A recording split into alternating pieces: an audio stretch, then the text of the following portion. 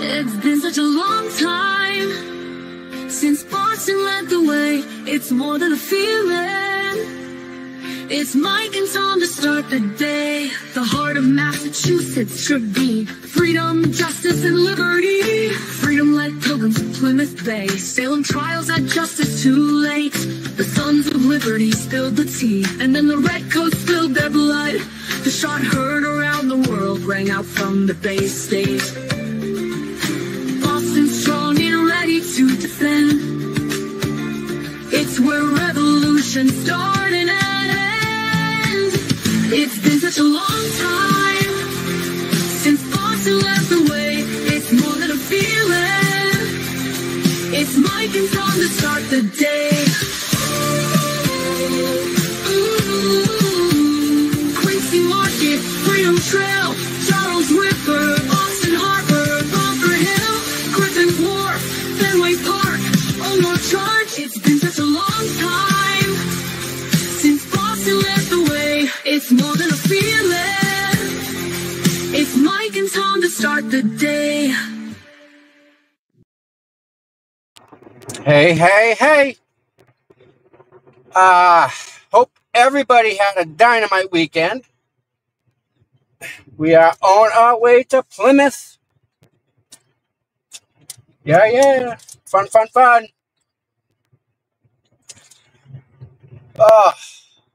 Busy weekend, huh? All sorts of stuff happening.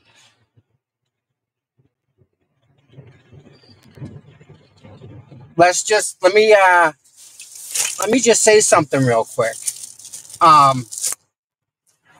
If you guys and girls have not watched Mike Crawford's show from yesterday, I know you may have missed it. It's okay. You really should go back and watch Mike's show yesterday.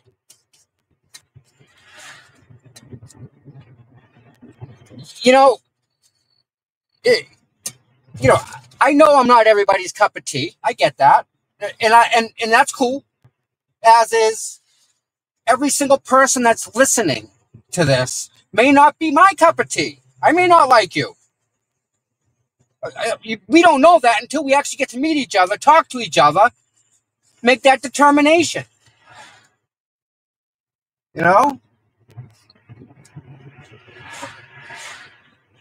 So, with that said, back to Mike Crawford.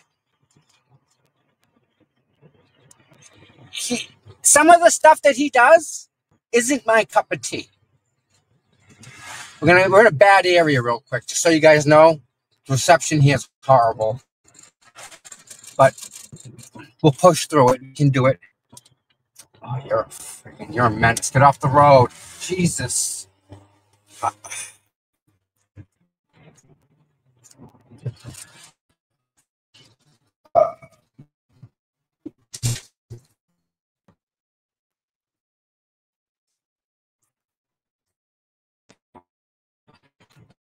All right, here we go. Sorry about that. So back to my Crawford. I'm sorry. He was in his zone, in his wheelhouse yesterday when he did his show, and it just clicked off. Bing, bing, bing, bing, bing. What he was talking about is the North Andover Police Department and how it's run and governed, okay? You guys would be appalled if you had to work in that type of condition. Imagine this. Imagine you go to work, you park your vehicle, you get out, you go into work, you get in the police cruiser, you get a call, you go drive, whatever. You're doing your job. You work your whole shift, and you come back in your vehicle that you parked is gone. From the police department. From the parking lot itself. That's the chief. The chief, their own chief, was taking the officers' vehicles and moving them far away just to bust their balls and be a dick. No reason. What if you had it, like Mike said yesterday, and he nailed it? What if that person or that officer had an emergency at home? Kid's sick, gotta come and get him right now. Whatever. Right? To go to get the car's not there.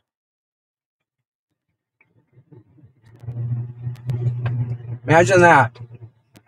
Absolutely ridiculous. And just so everybody knows, another thing real quick. I don't know if you can see right there. There's a building. Is that building? Right there? The restaurant? Nail salon? Computer store. Huh. I wonder who owns that computer store. I wonder who started that computer store back in 1997. I wonder. Huh. Yeah. You know what I'm going to do? Hold on.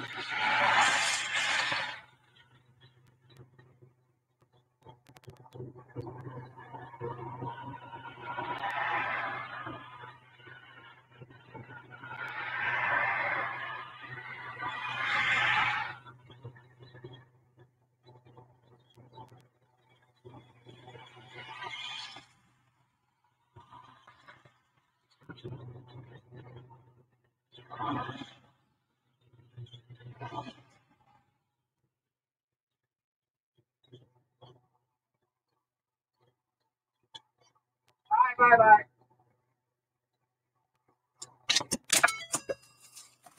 Sorry about that. Oh, yeah. All right. Sorry about that, guys.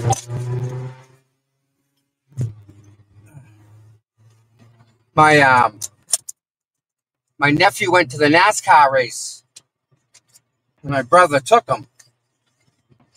So I'm glad that they had a day, which is just, I mean, you can't ask for more, right? It's all about the kids.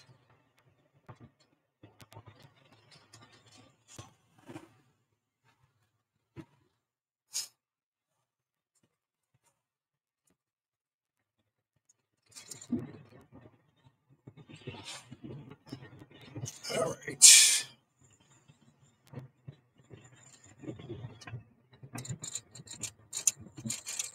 Yeah, so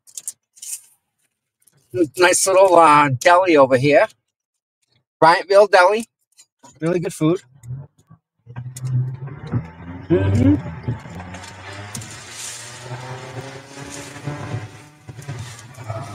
So, back to Mike Crawford again. I'm sorry about that. Mike Crawford's show yesterday, I wish I could do a whole show just on his show because everything he said was dead on. Absolutely correct. That's halfway there. My friend runs that. Um, so yeah, Mike Crawford really did a great show yesterday, and if anybody knows how to get in touch with him or whatever, and I come up in conversation, I very impressed with yesterday's show. I think everybody should watch it because it's absolutely all true. Everything he said, everything. I've scuba dived in that water. It's a little sandy. Um, but Mike did a really good job on his show yesterday.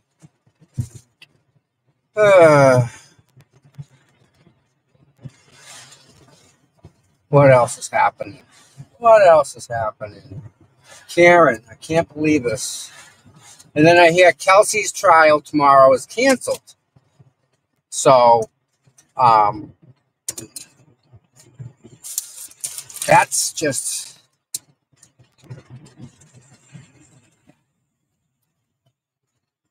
I don't understand why that would be canceled. Unless something medically or whatever behind the scenes is happening. You know, Bradle's pretty, yeah.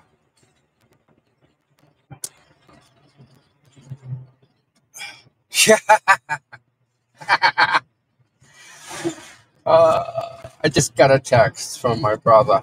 It's funny.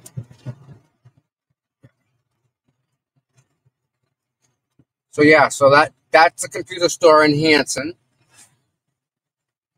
They've been in business since 1997.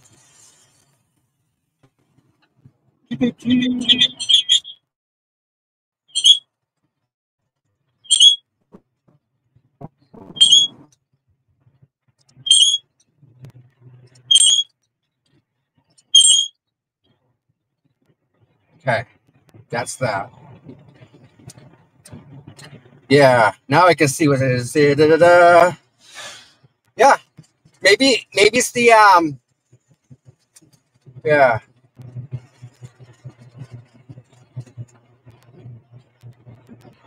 Oh, Amy, don't worry about it. It's not even worth talking about, Amy. It's a different Amy. Completely different Amy.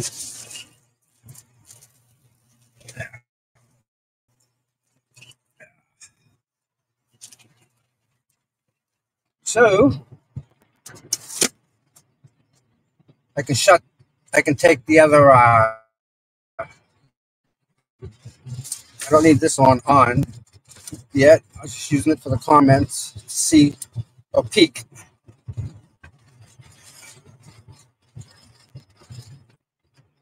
Bang. Better.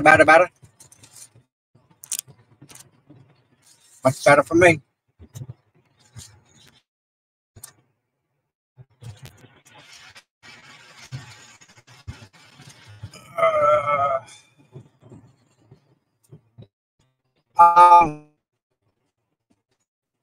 The chief in North Andover should probably take a look at that individual, but I forget his name. But again, right?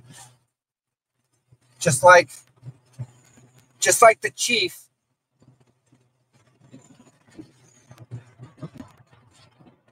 in Stoughton, right? If the FBI had enough to make an arrest, or any three-letter agency for that matter, why didn't she have enough to make an arrest? I'm sure she had probably more. If she's the one that gave the information to them, said she provided it all. I don't see why she wouldn't cooperate with the investigation, but why wouldn't they go and arrest him? And, no one's been charged for John O'Keefe. Karen didn't do it, so that's not guilty there. So who is it?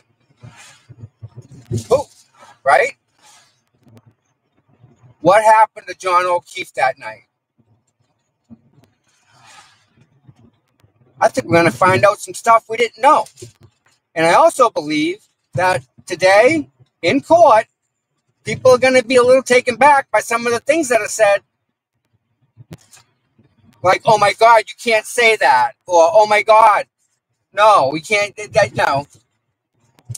But if they're going to allege these things, they need, and these are lawyers, they need evidence to back it up.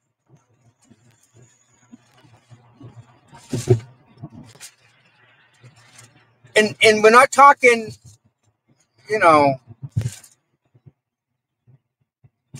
third person stuff. You can't use that. That's hearsay. It's got to be direct. Oh, Amy, just so you know, Amy, the house here on the left is where Kathy Seff lived. Kathy Seff, she lived here. That house right there. That greenhouse with the black shutters. That was the Kathy Seff house. That's like internet days, the pre-internet stuff.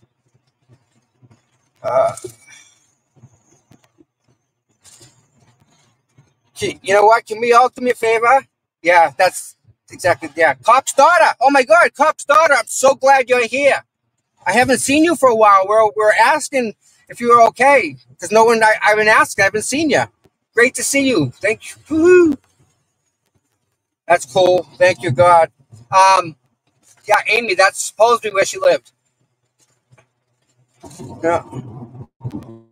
All right. So, can we all take a second and can we all share this stream? Is it possible to like share it?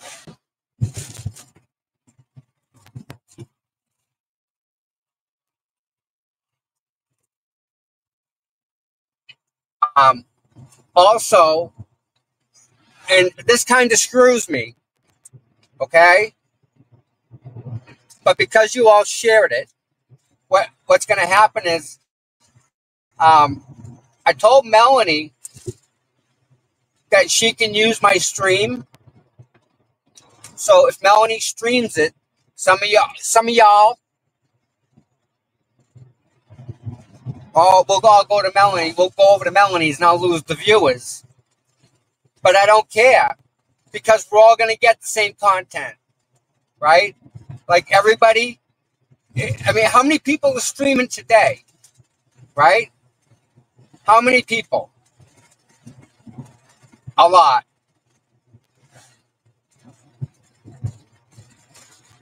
But they're just going to stream the courthouse, the court feed, right? What you guys get here is you guys get the good, the bad, and the indifferent. You get the before, you get the middle, and you get the after.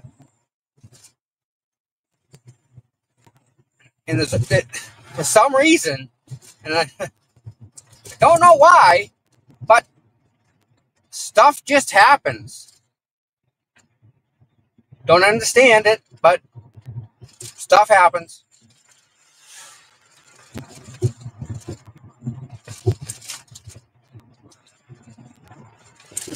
And it's usually on camera.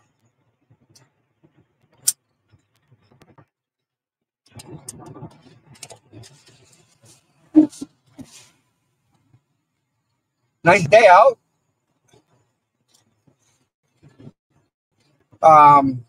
What else? Yeah.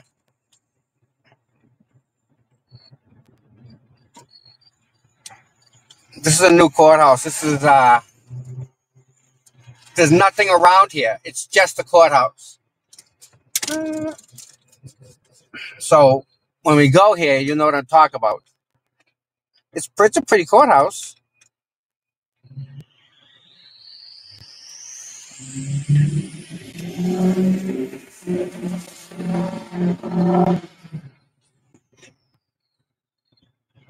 That's how we all start. We all start somewhere, Amy. Oh, Brian Foley. Brian Foley from Boston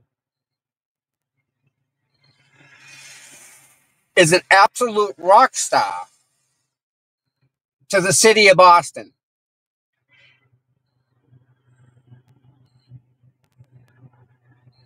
He is an up-and-coming leader of the city of Boston. He's trying now, and he's young, and he's trying now to get a seat. And he just can't get in yet. For whatever reason, he just can't get the votes.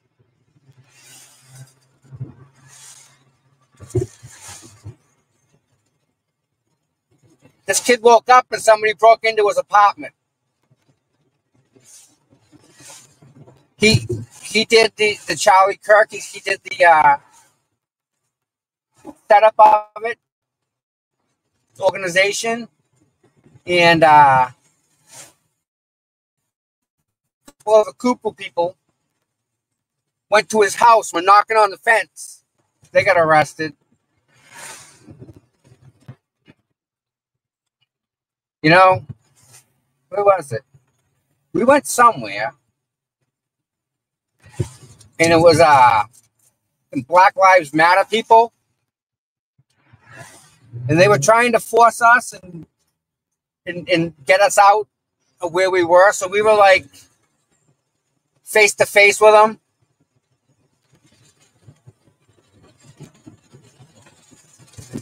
Yeah, very close quarters, very close.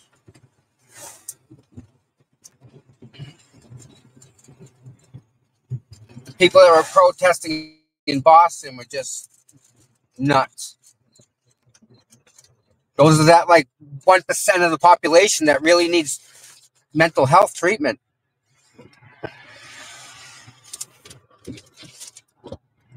Because they are, without a doubt, closed-minded. They won't even listen to anything. Yeah.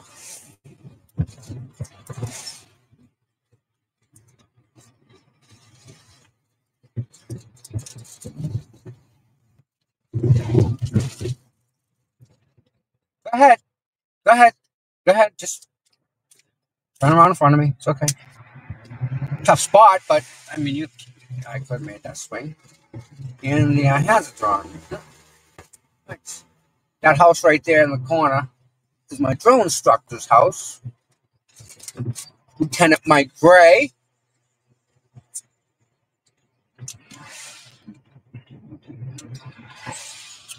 Right now we are in Kingston, Mass, everybody.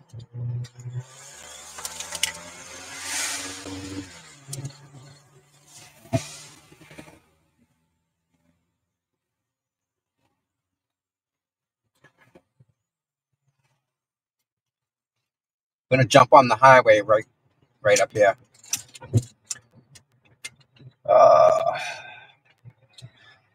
So everybody update on Mike.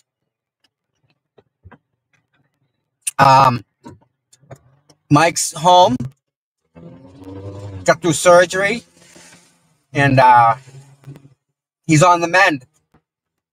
So for everybody that reached out and asked me to pass along the message, I did. And for everyone that wants to know, he's home, relaxing, trying to recover from the surgery.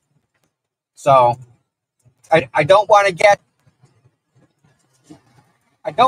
into any more detail because it's not my business. I mean, he's my friend, and I care about him. Don't get me wrong, but I don't want to go putting out all his stuff out there because it's not my stuff, and I would never do that because that's personal, right? But just keep praying for him. I mean, it's not over by a long shot. I think he's got some follow up he's got to do, which is good. Whatever they got to do to make him bad, to make him good. Yeah, right. We want all that good stuff that they can do. We want that all for him. Get him back and healthy. So for everyone that asked, he's doing good. He's recovering at home, and God bless him and his wife. So still need prayers.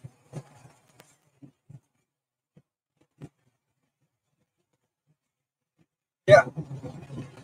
He landed.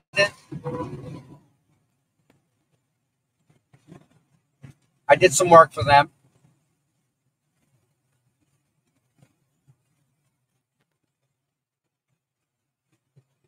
Guy that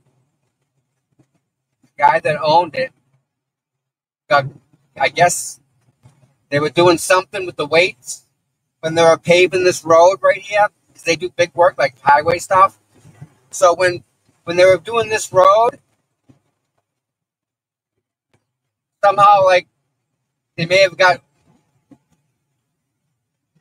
built for more weight in asphalt than was put down. So I don't know. But the Genesis right there, sharp looking car, man. I love the Genesis.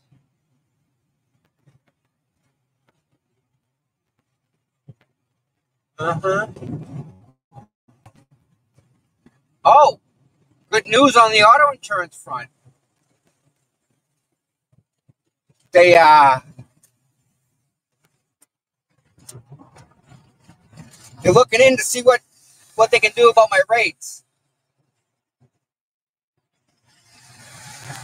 Paying almost $3,000 a year is ridiculous. Not doing it. Not doing it.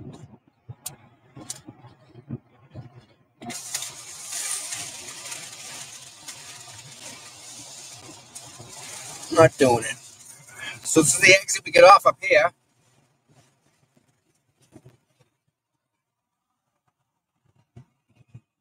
Should have brought my fishing rod. It's a nice little place to go to, right down here.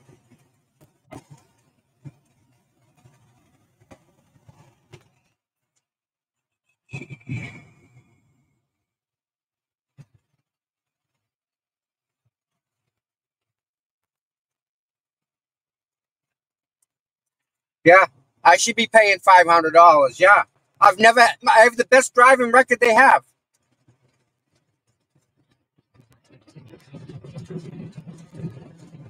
No tickets, no accidents.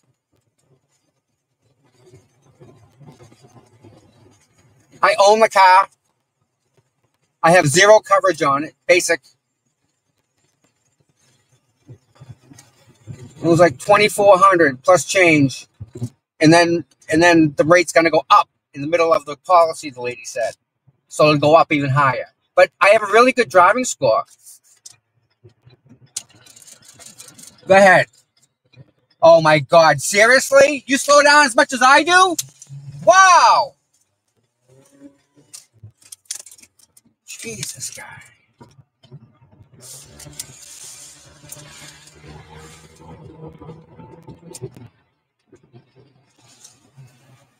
Haha, get back on the highway. Yeah, yeah.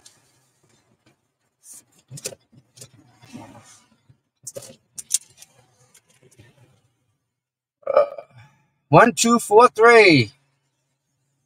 A kind of a low number vanity plate, if anything. Who's a member? I see that. Who became a member? Amy became a member. Thank you, Amy.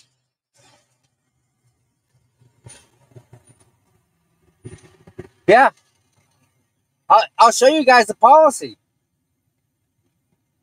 It's and the reason I question it is because the other car, the Z, in '86, I was paying the same rate as this. So I questioned it and I started going through it. So started looking at that and started asking around, and it's a little bit suspicious. Just a little.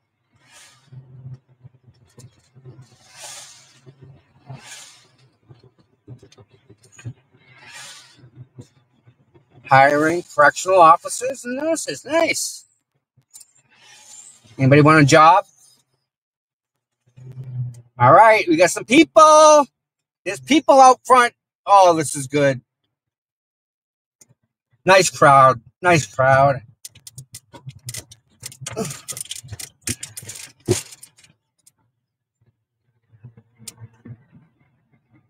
Got to be the line to get in.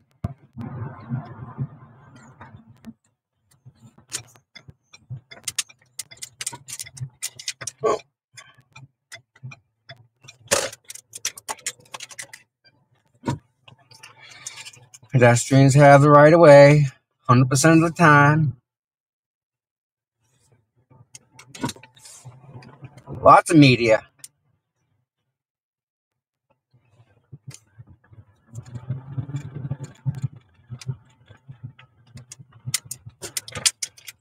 Mm-hmm.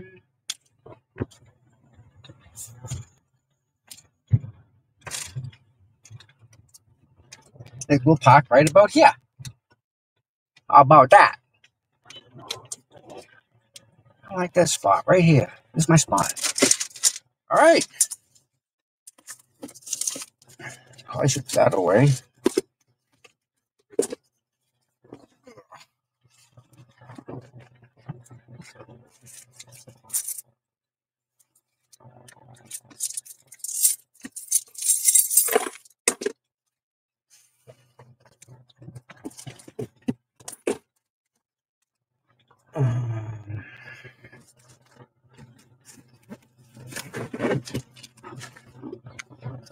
All right. What do I do with the other? Do I use the tablet at the same time, or what do I do with the tablet?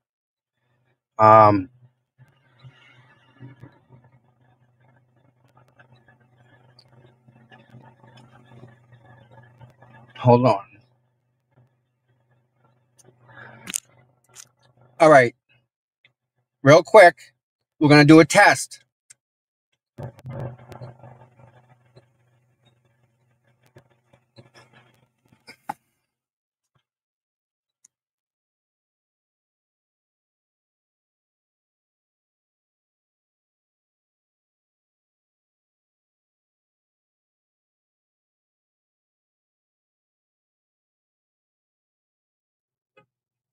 I want to just give them a.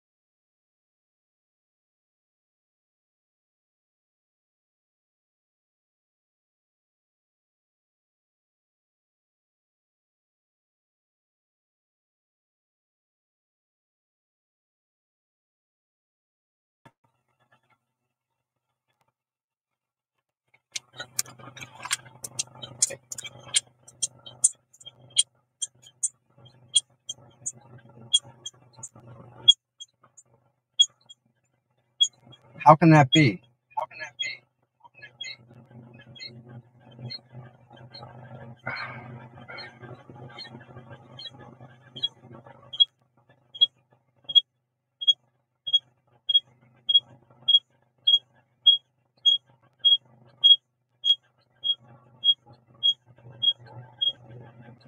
I'm ending that.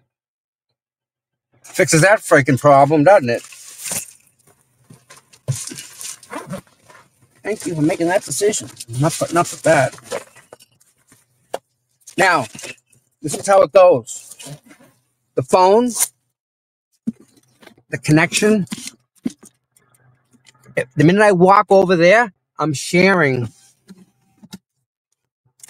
with everybody else in the same area. So it may get choppy. I'm just saying, it might get choppy.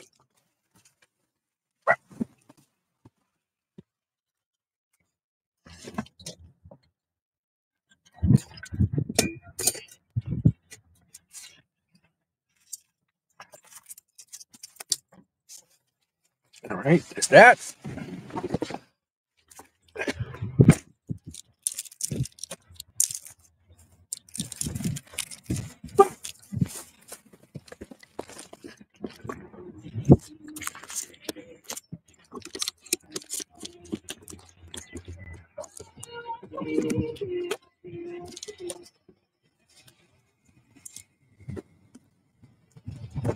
How you doing today? How are you? Very well, thank you. Oh, Mr. Reed's here.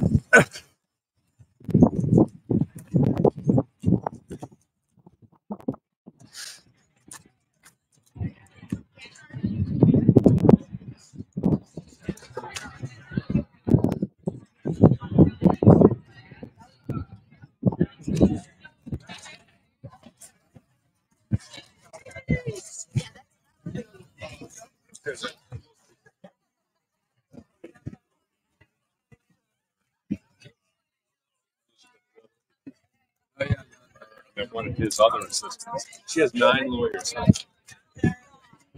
On to the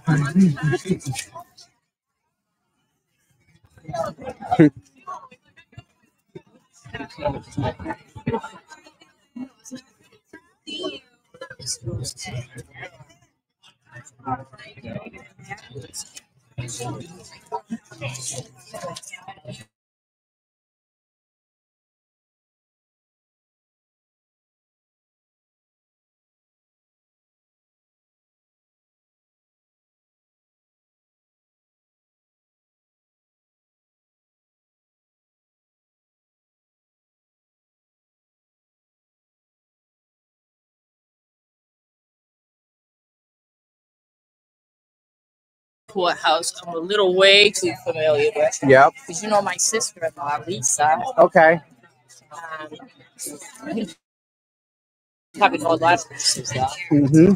But Karen, they wait till 1 or something. I think it's not the truth. Oh, that's what the hell's wrong with me. I That's knew that okay. too. No, Is he? No? I don't see him.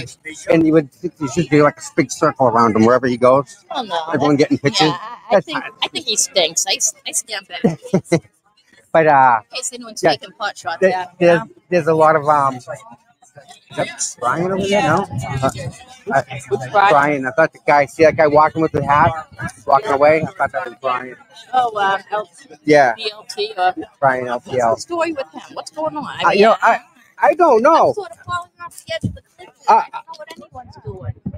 What's happened is, once the other Karen stuff has like kind of died down, so everyone's trying to find their own way to find their own little niche. So it's kind of like you just wake up and you're trying to come to like, where am I? What's going on here? That type of stuff. I've always walked to the beat of my own drama. So Yeah. But who's here? I recognize Scott. Yeah. See, I don't recognize people without their attire on. Without their attire. Without their freaking. Yeah. I know. Those yellow hats with the eyes and stuff on. Oops, sorry. That's running. Yeah. That's okay.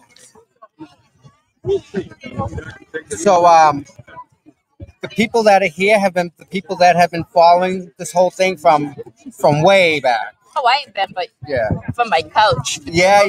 Oh. Yeah. No, these are the people that actually get up off the couch. And end up helping. Yes. As much as they can, you know. Exactly. Just showing up kind of is really the easiest part. But it's also kind of the part that. Oh, it's hard if you live in but you live way out, Whitman or something? Yeah. See, I even know where you live. See? Washington. I know. And the reason I know your name is because that's my dad. Oh. Yeah. And then you had your falling out. So it's all these little gossips in between gossips and. I'm not just sick of it. I ignore it for so long until I can't, and then I just kind of become the bad boy. I'm the same person I was when I woke up before Karen started.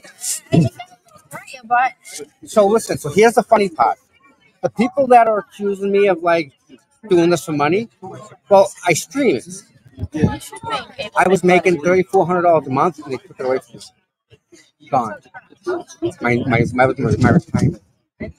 So now I'm here making up for it, right? Showing up, and the people that are complaining are all the people with the cameras in their hands doing the same exact freaking thing. So what's that tell you?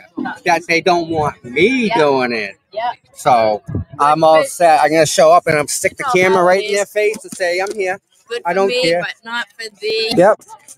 There's a lot of that going around. Anyone else that should not don't even talk to her, I like it. I mean, I know there's someone around here, and I hate to say names in case you go. Yeah. The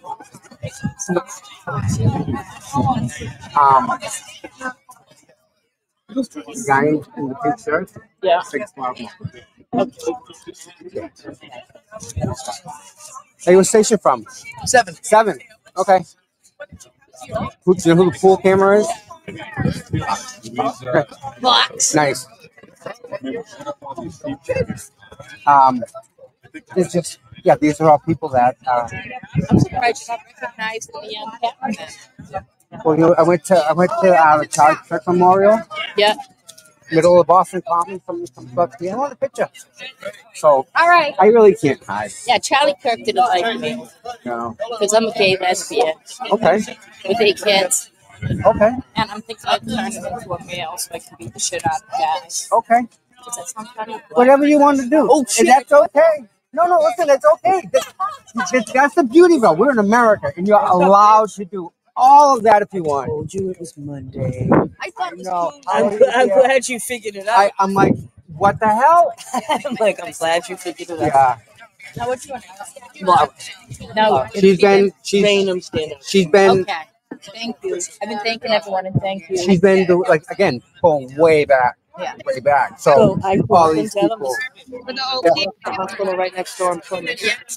Not full time though. I'm full time with Yeah, yeah. There you go. It was awesome. so half my life I do that.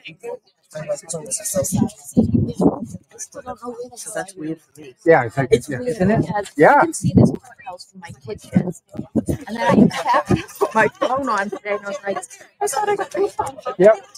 They're all there. They're all there. I thought it was Tuesday. Yeah. That's Rodney. Rodney goes to a lot of standouts, like the ones in Whitman, Abington, Bridgewater, the flag. Yes. So he's in. It's funny. I was just saying that. He's giving me the kudos. Yeah. The who. We laugh about this. Okay. About the same people. Well, because same Don't- people think they own the whole boots on the ground Right. when they I'm don't. also opposite of all you guys. Right. I'm more a Democrat. My grandmother was president of the Democratic Committee. Don't talk about it. I know. Yeah. But I just I Me don't too. take Republicans. Right. I'm married to a Republican. That's all it is. And guess what? I just want to And again, right? You can be whatever you want to be. You can be whatever you want to be. Yeah. It was delicious. I could go like at least 3 times. That's wrong.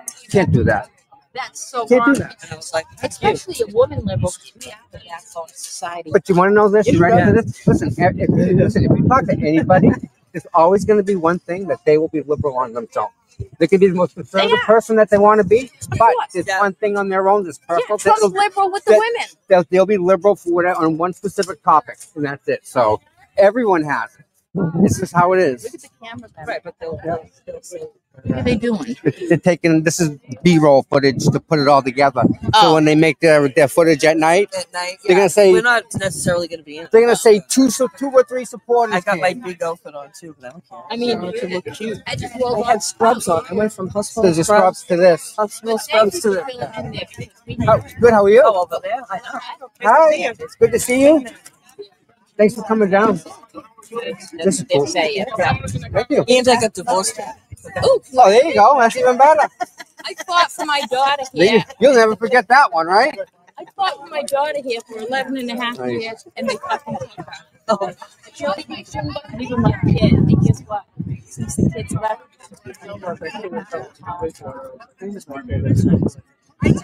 Hi. Good. How are you? Yeah.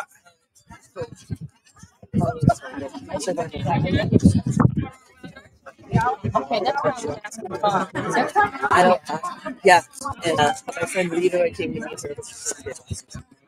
Rita? It's one right there. It's right in front of the dog.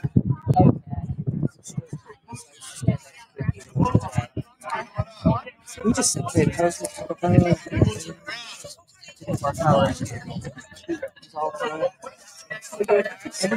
No, patient transport. Everything's been politically. I hope everyone's seeing this. I hope she's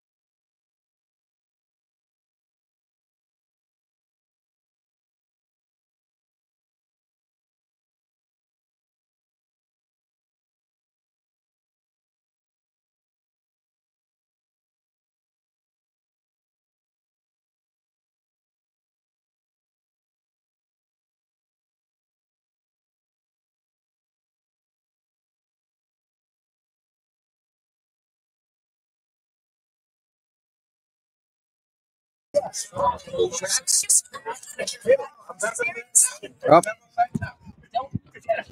All right, there we go. How's that? Is that better, guys?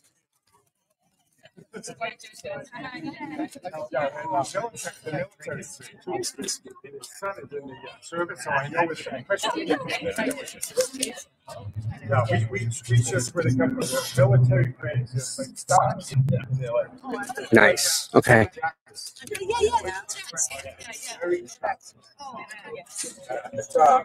It doesn't happen. I have the guy that took the stove.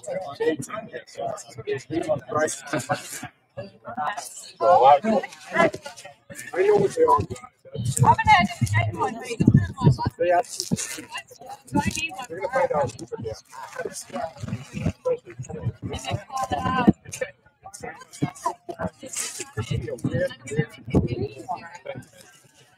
Hey, how are you? Good. How's everything? Yeah, quite the thing.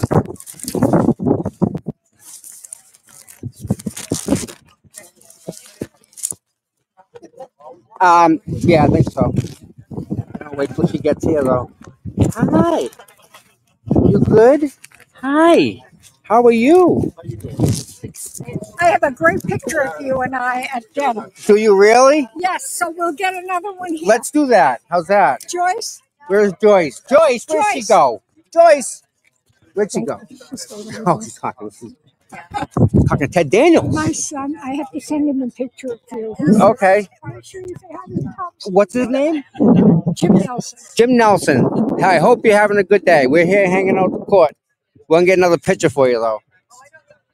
That's cool.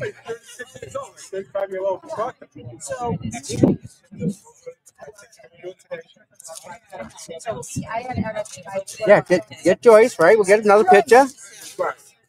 Put another picture up? Oh, so I watched your stuff. Thank you. How's he doing? So much better. Where he wants to be, his wife taking care of him. Still, you still got to go through it. That's the fuck, though. You know, so, Mike's co-host. Mike Fox? No, Oh, I don't Boston know. Mike.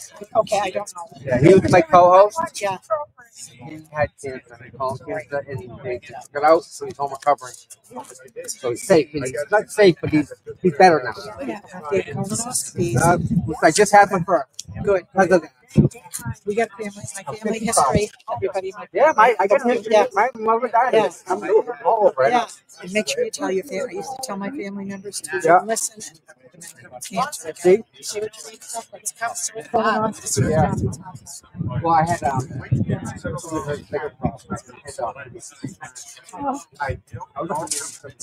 you look like you've been on somebody.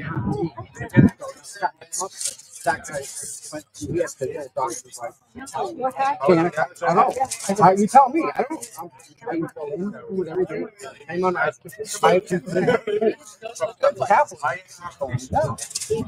speak up. Well,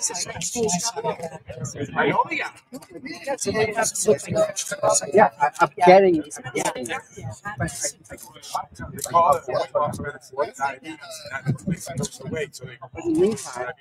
I lost 40 pounds.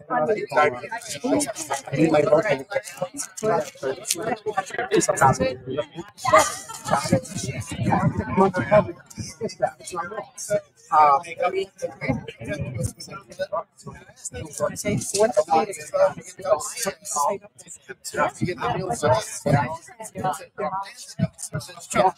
Yeah, the after, right.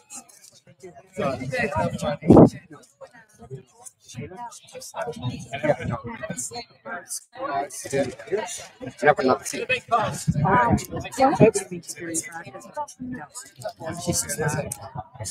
does that mean?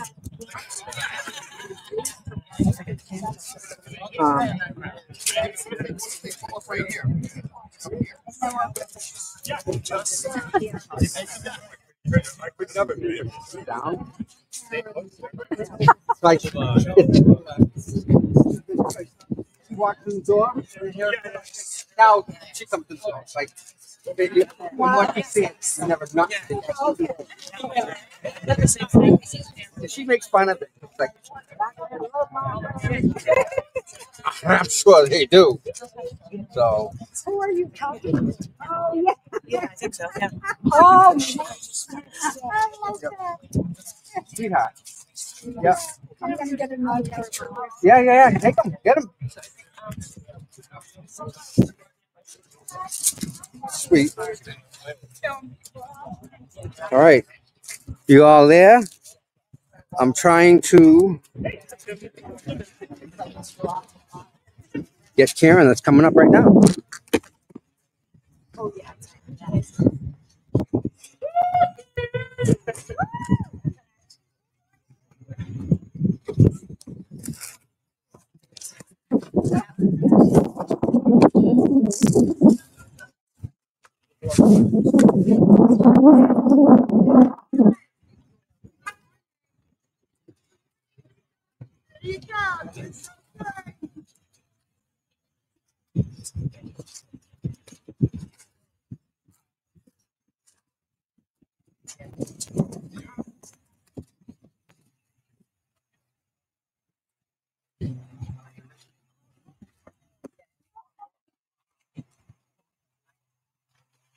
Let's go.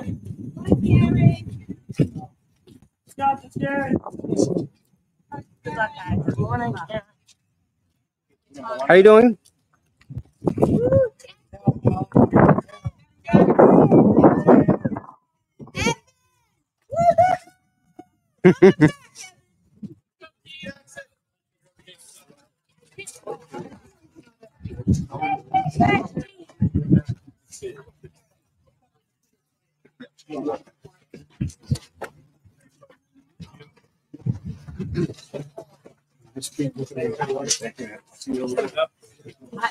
All right.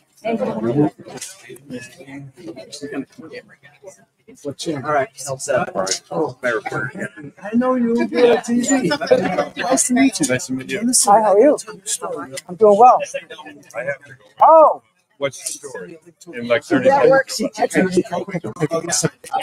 don't know if I can do she's that. working. We're talking about that. Poor Megan. She's working. Not to get Yeah. There you go. I'll send it to her. Thank you. Right. Oh, you know what time it is? What's up, big guy? Good to see you. How you doing, sweetie? How's your shoulder? I was wondering. Yeah? You will. Yeah. You're gonna wait a little bit. Yeah. Regular folks can go in. Yeah.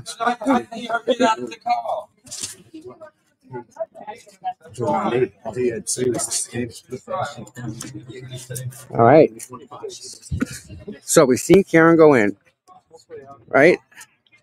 And now, right, we have to put a stream up, but it's not even, it's still early. It's 1:30 and it's still got time before it even starts. So again, I wish I had, how do I put it? I wish I had some of Mike's clips, Mike Crawford's clips from last night from his show. So that's got to be on your list of things to watch. And then you'll come here and kind of see what's going on with law enforcement in general in the state of Massachusetts. It's all just, you know, corrupt. They're all corrupt. This trooper right here, corrupt. The system itself is broken. All right. See, that's the problem. I can't see the freaking super chat. So let me close this.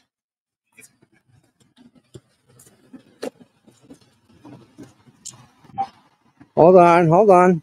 I can't read it. It's still small. I'll take a picture. I'll show you. I'm gonna let me mute this. Right. Enter.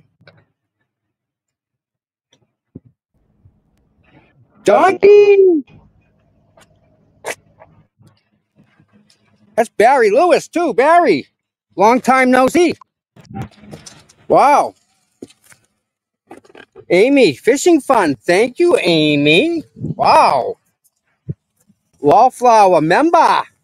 Thank you, Wallflower. Amy member. Yeah. Ooh, this is a good day. Wow, you guys are just amazing people. I don't know. Wow, like, thank you. Thank you very much to everybody. You know, I mean, it's a lot. I did not see Liza today. I did not see Liza.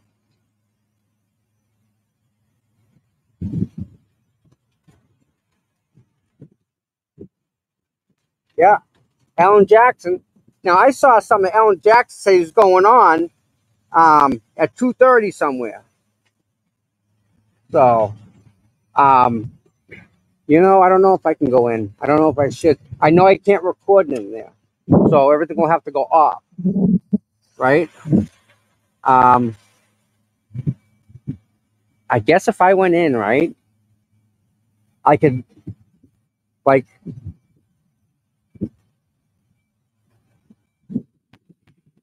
leave my cell phone off, maybe, or leave it on and then come out. No, I still can't. And I got to be very careful with the rules pertaining to media for other reasons than just this. Bigger reasons, we'll say. All right. You guys are gonna, you guys gotta hold on 1 second. I'll give you a level.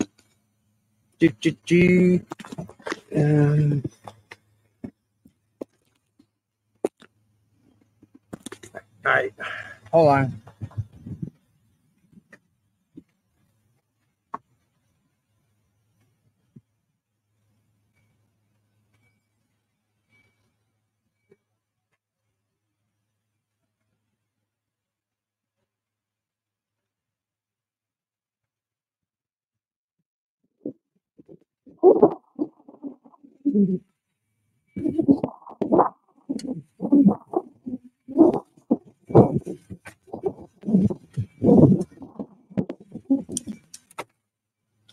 All right, so if I'm going in, right,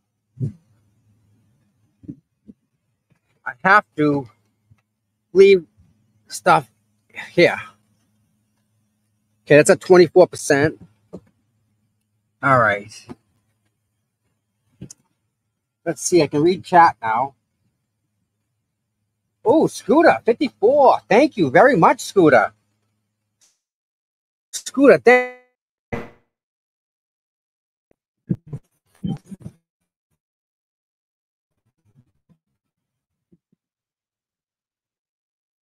Just keep it so that everyone that's here, they don't got to go anywhere. They can just leave it on all the way. And you're going to see, you'll get Karen, you'll get the try, you get what's going on inside. And then when it's over, you'll get what's coming on the outside.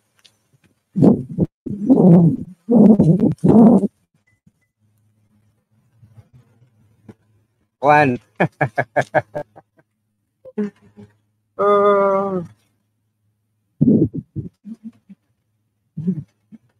Real quick, and I thank my mod for setting this up and doing all the background work and behind the scenes and setting this up and getting the link for the stream. I appreciate it a lot.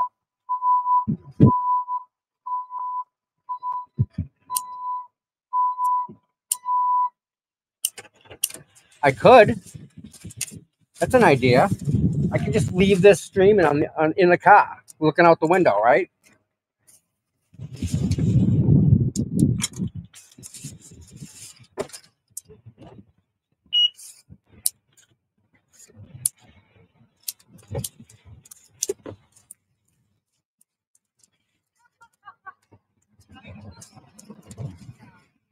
Wow, Wendy. Wendy. Whoa. Thank you, Wendy.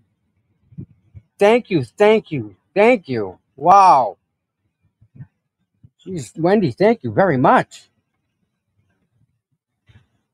Wow. Pop's daughter, Linda C. Wendy, wow, it just kind of blew me away. That's awesome.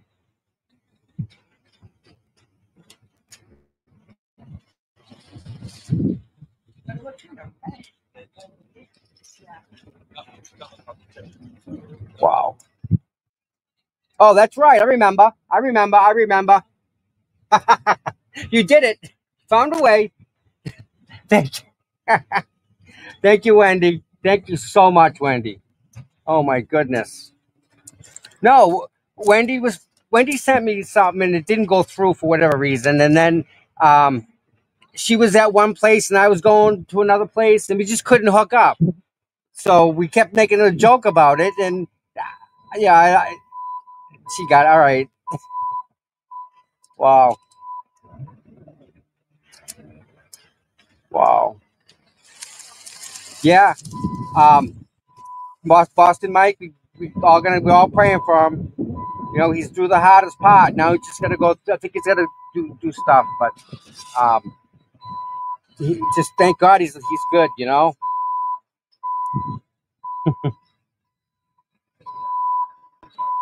Well, that's true, Wendy. I gotta give it to you. Very persistent. Very very persistent. Wow.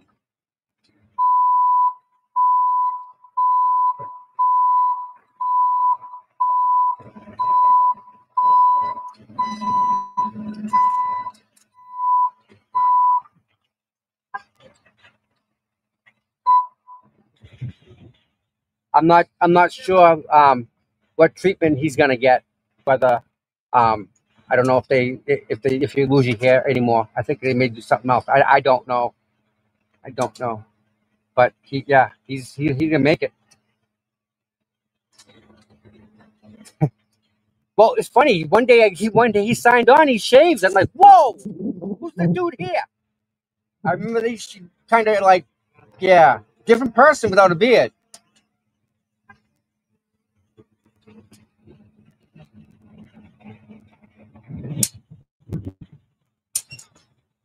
That's kind of funny. Hi, Melissa. And by the way, everyone that's in chat, thank you all for being here. Um, I appreciate it deeply. And you know, you can watch the whole trial here, one stop shop. You're gonna get Karen on the way out. Um, I got a microphone that's connected to my tablet, external microphone, because you guys are like saying stuff about sound.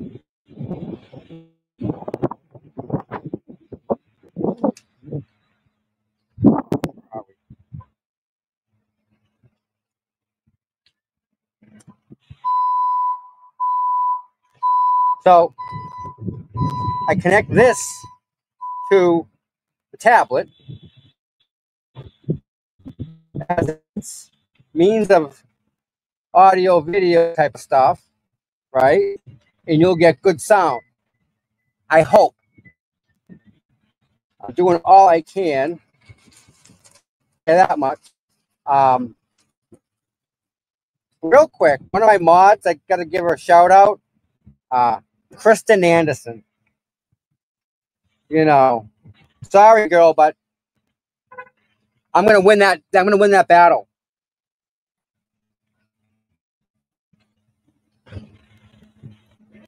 They the idiots matched me and her up.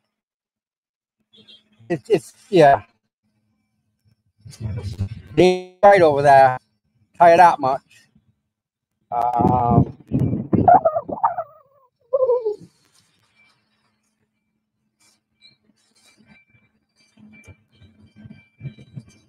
Select. I want Chrome, YouTube, add an app, StreamYard. Not an app. That's the problem. If they gave us that, we'd be able to modify it. Streamlabs. Damn it, not here. So either way.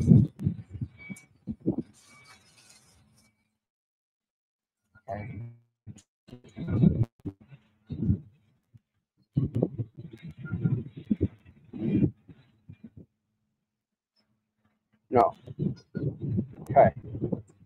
Oh.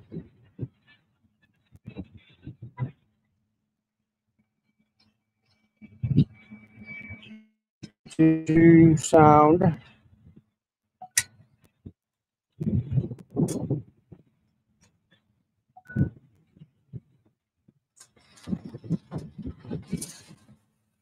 Sound.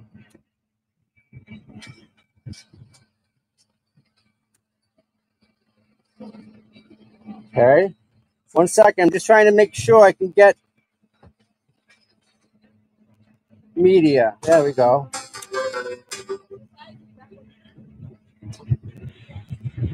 That may work. Okay. Now I go into StreamYard, into Studio.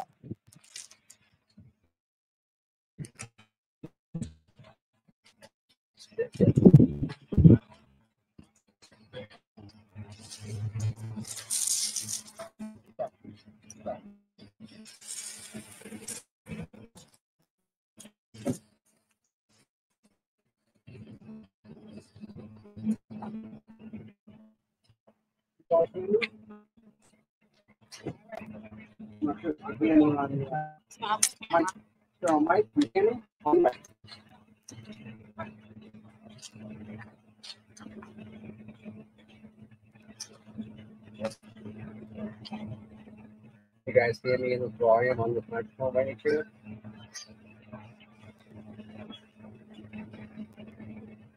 Anybody?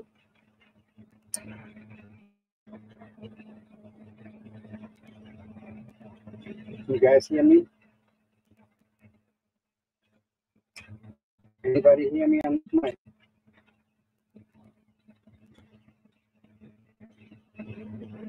Can anybody hear me now? Jen, can you hear me? Donkey, you hear me?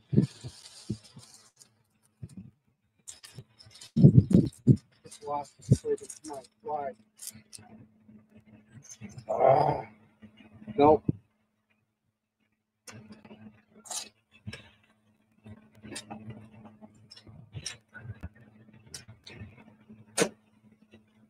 Okay.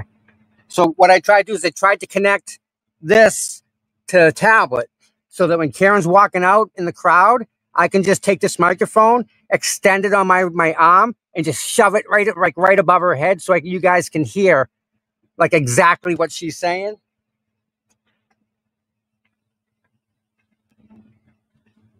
That's what I'm trying to do.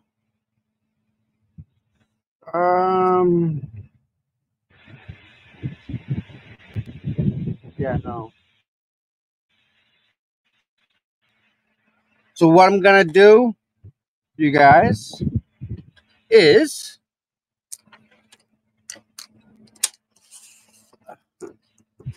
shut this down so it doesn't make any noise. Nope, don't want to do that. I'm gonna try and get through the metal detector with all this stuff. See what they say. Right? That's all you can do. Try. In the meantime, I'm gonna plug this in and charge it. Oh, there's gotta be a stupid way to make it work. It's gotta be. Yep.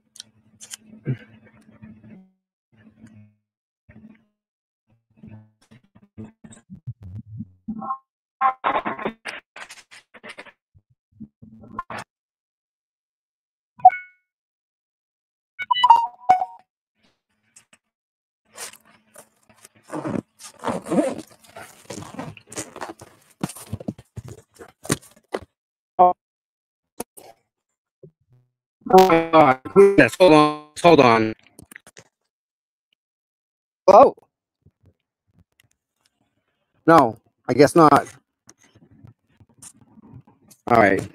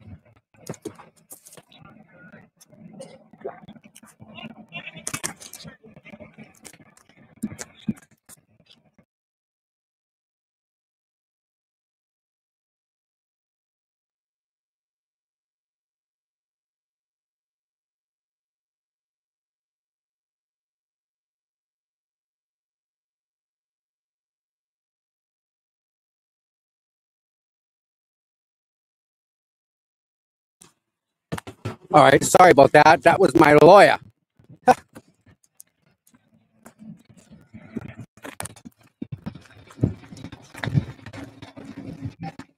Yep.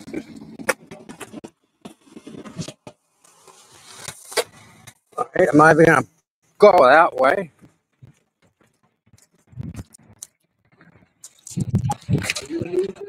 No, sir, but I can help you maybe. What's up? I heard you talking to the other guys out there. Oh, you heard? Yeah. Jesus. What do you got? They accused me of assault and battery on the scenes on my neighbor, a threat to commit a crime with a dangerous weapon. You kidding me? And the original call was a wellness check. Could you imagine that? So They listen, fabricated the whole story. I believe it. I have a question. I have to go in, but can I talk to you after?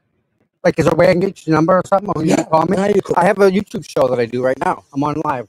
Okay. I can tell. We'll get the word out there.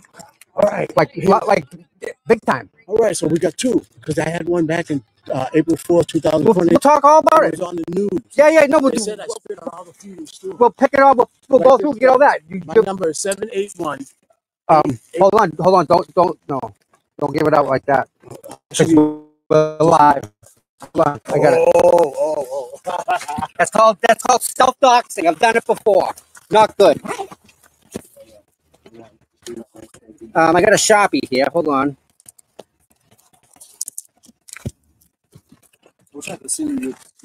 You can.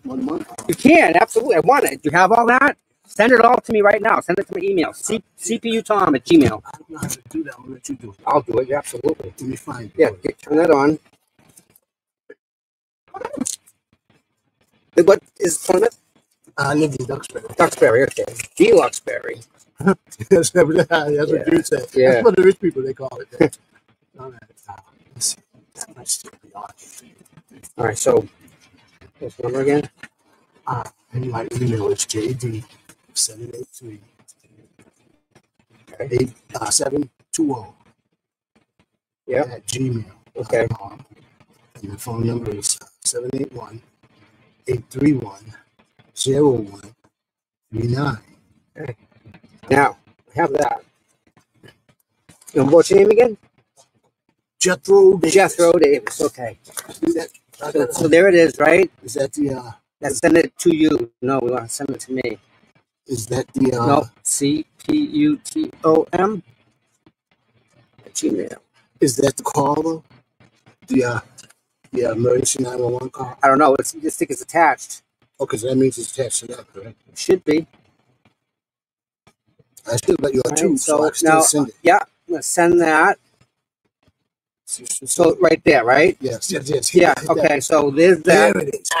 Pause that. Stop. Send it to you. Yeah. Downstairs. Okay. So I just forwarded this email to myself. Okay. But this, if I hold on to this, it should let me send it right from here. Pause. Why won't it let me? Right. So upload. Forward. That's what we want. This is it. Yeah. We'll go through all that. See how it's right here now? You got it. Bingo. Send it to yourself. Sent. And I was found not guilty. Sent. And that's the true self-defense. Yeah. But what they made up was the video was there. Clear to see that it was not disorderly. But they charged us $50 for that. Well, so that kind of hurts. I can at least listen to what you got to say. I have no problem with that. Well, that's all I can do, right? Just Google confrontation at Stop and Shop in Kingston, Mass. Okay. Google that. Yeah. See it. I'll talk to you, my friend. God bless you. God bless you. All right.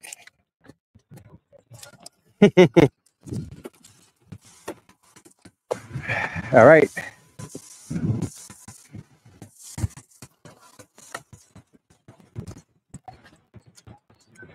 Well, that's interesting. Again, stuff just happens to find me like that. So, yeah. Interesting. Very interesting. How you doing? Love the flag, buddy. I think you've been in every town in Massachusetts, buddy.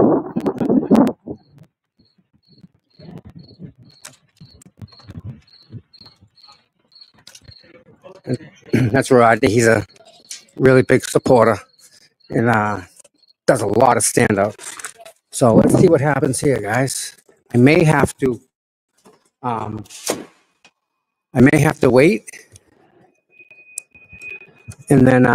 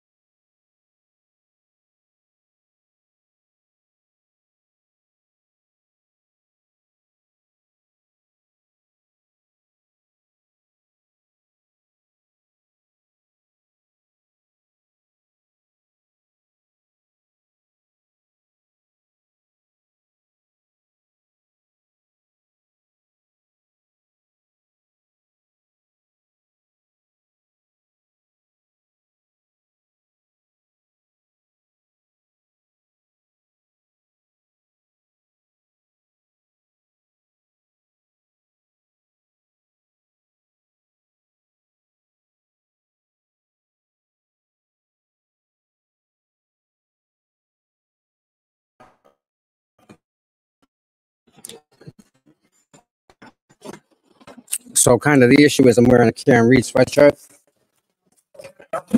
And I'm gonna have to turn it inside out. You can't go in before. Yeah, yeah. But I can turn this inside out. Inside out is fine. Okay, Absolutely. but I can put everything inside my bag, right? Okay. You just can't record Yeah, yeah, yeah. I get it. outside. Yeah, outside. Yeah, I Just stay loose as that. gotcha. All right. Thank you. No, I wasn't even thinking when I put this on. Come on, I'm sorry.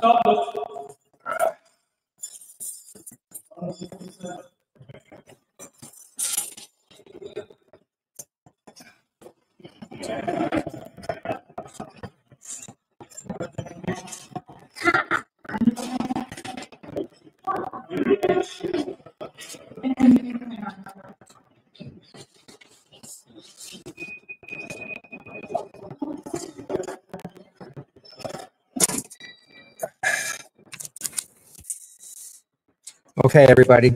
I have to sign off, unfortunately, because I'm going to go in. But please stay here on the channel. Please stay here because it's all going to be on the screen, I promise you. And as soon as Karen gets out of court, we will absolutely be back live. So, everybody, I do appreciate everyone being here. I love you all. And please hang tight here. And I'll be back as soon as I can. Bye-bye.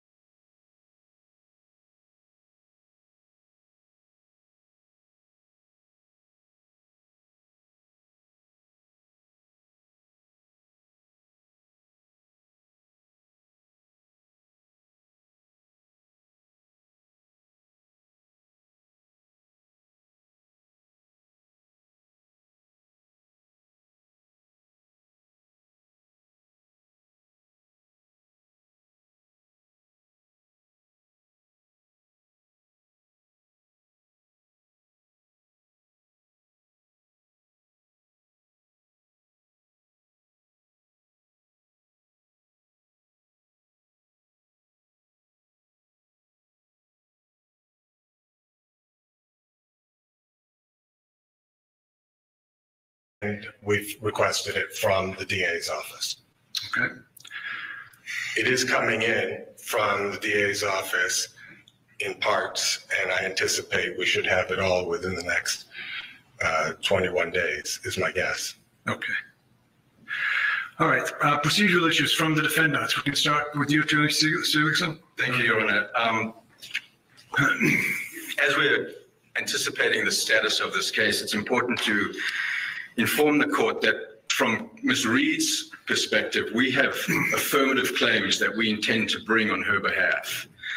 Those claims stem from the same facts that are at issue in this case. Those claims, Your Honor, are against parties that are not in the litigation at this point, including the Massachusetts State Police, Lieutenant Brian Tully in his personal capacity, Sergeant Yuri Buchanan in his personal capacity, Michael Proctor. Those claims would be in the nature of violations of Karen Reed's civil rights and conspiracy. The claims against the Massachusetts State Police would be negligent training, supervision, and retention of Massachusetts State Police troopers. We also intend, Your Honor, to bring claims, affirmative claims, against Brian Albert, Nicole Albert, Matthew McCabe, Jennifer McCabe, and Brian Higgins, who were the occupants of 34 Fairview Road in Canton on the night in question. Those claims will be in the nature of civil conspiracy, violation of Karen Reed's civil rights, and then a claim against the town of Canton through its police department for negligent failure to secure the garage in the Sally Port. We asking the court's permission to bring those claims in this case because they do arise out of the same nucleus of operative facts. In order for us to fairly defend Ms. Reed in this case, those claims, those parties need to be asserted in this case. What we'd like to ask the court's indulgence for is we have a proposal of how to bring those claims in, given the voluminous nature of this case. That would be 10 additional parties coming in.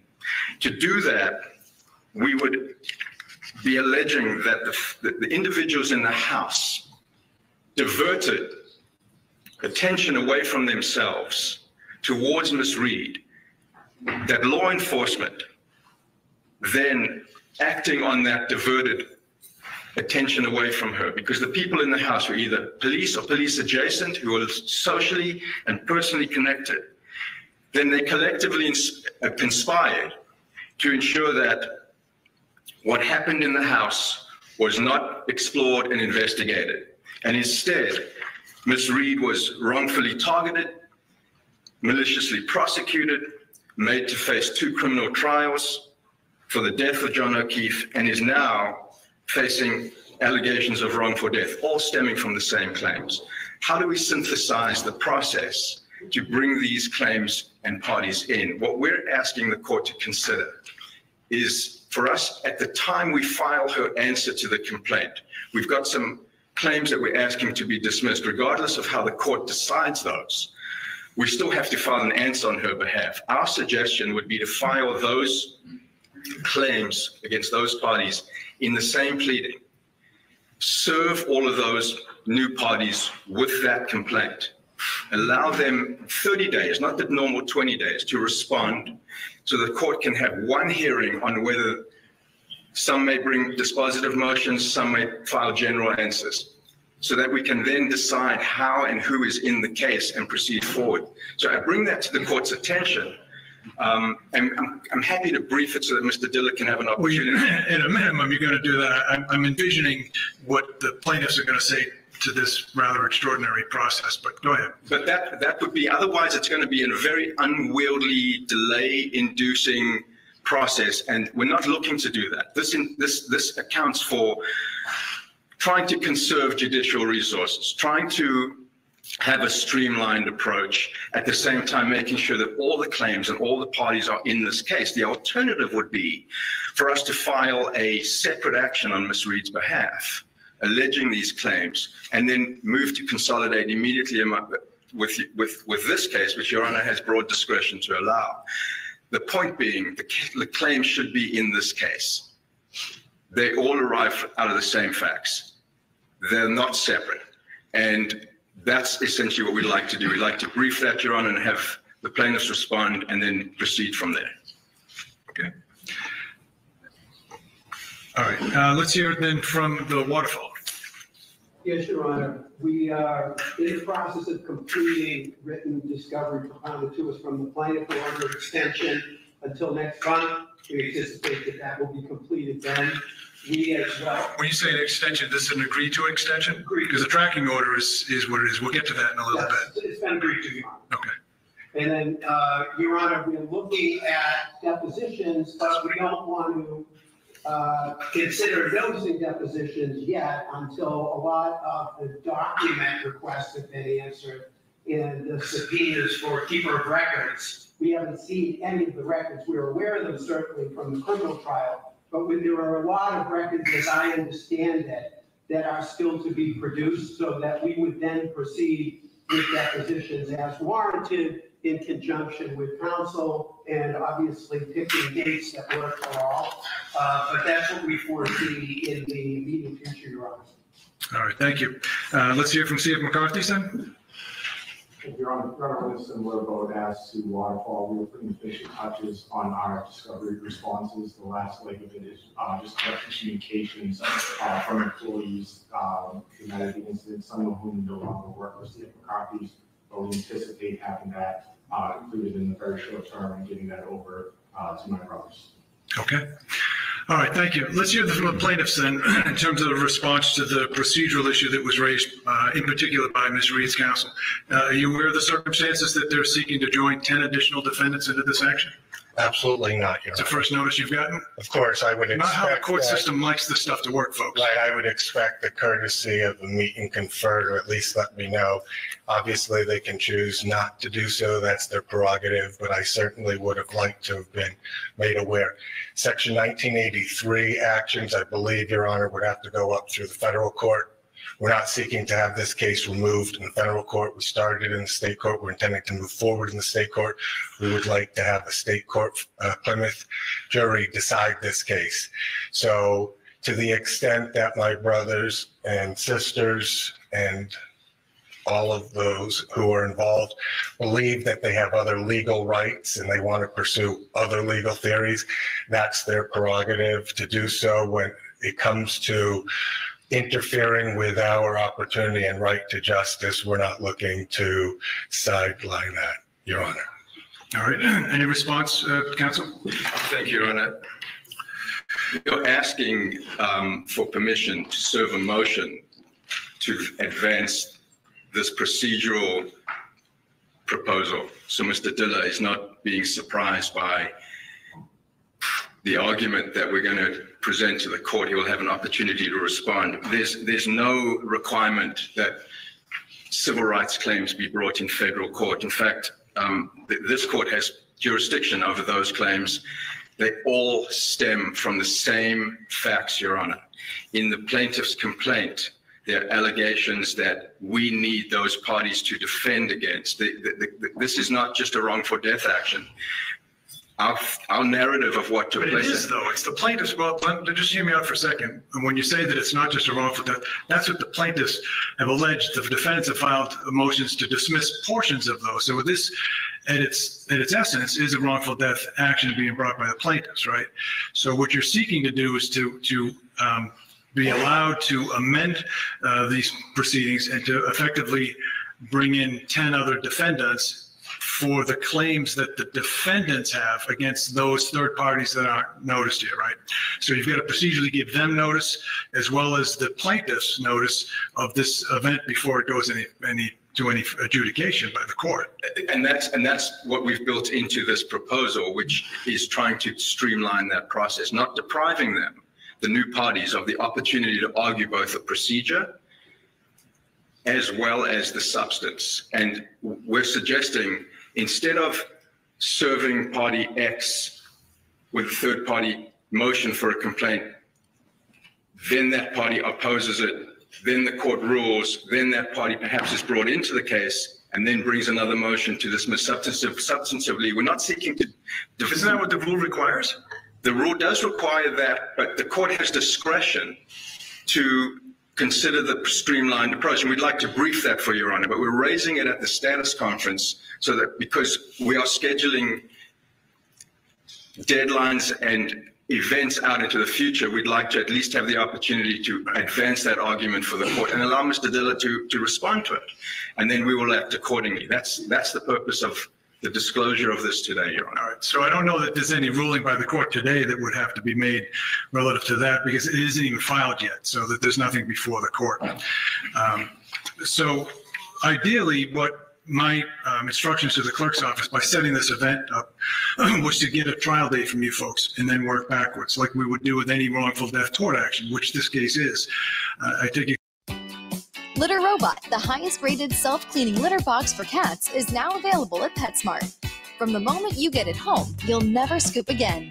The Litter Robot cycles after each use, separating the dirty clumps into the tightly sealed drawer below, so your cat always has a fresh bed of litter. Plus, Litter Robot's sleek aesthetic is designed to fit with any space or style. Come see Litter Robot at your neighborhood PetSmart today. Litter Robot by Whisker, making life with your pets endlessly better.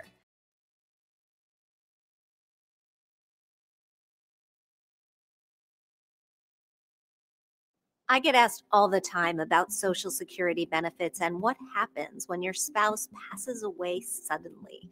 It can all be overwhelming. So, can you receive survivor benefits if your spouse dies before starting to collect Social Security?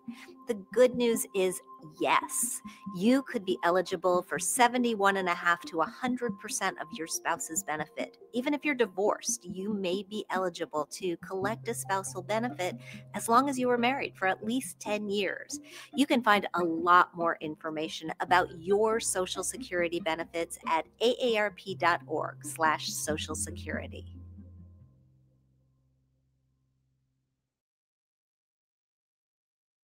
But to join 10 new defendants under wholly separate theories for people that haven't even been joined yet in this litigation puts that on its head. There's no way you wouldn't even have this procedural process outlined by the spring, most likely. I understand that, and that's the dilemma that we're trying to bring to the court's attention, because there is going to be an affirmative.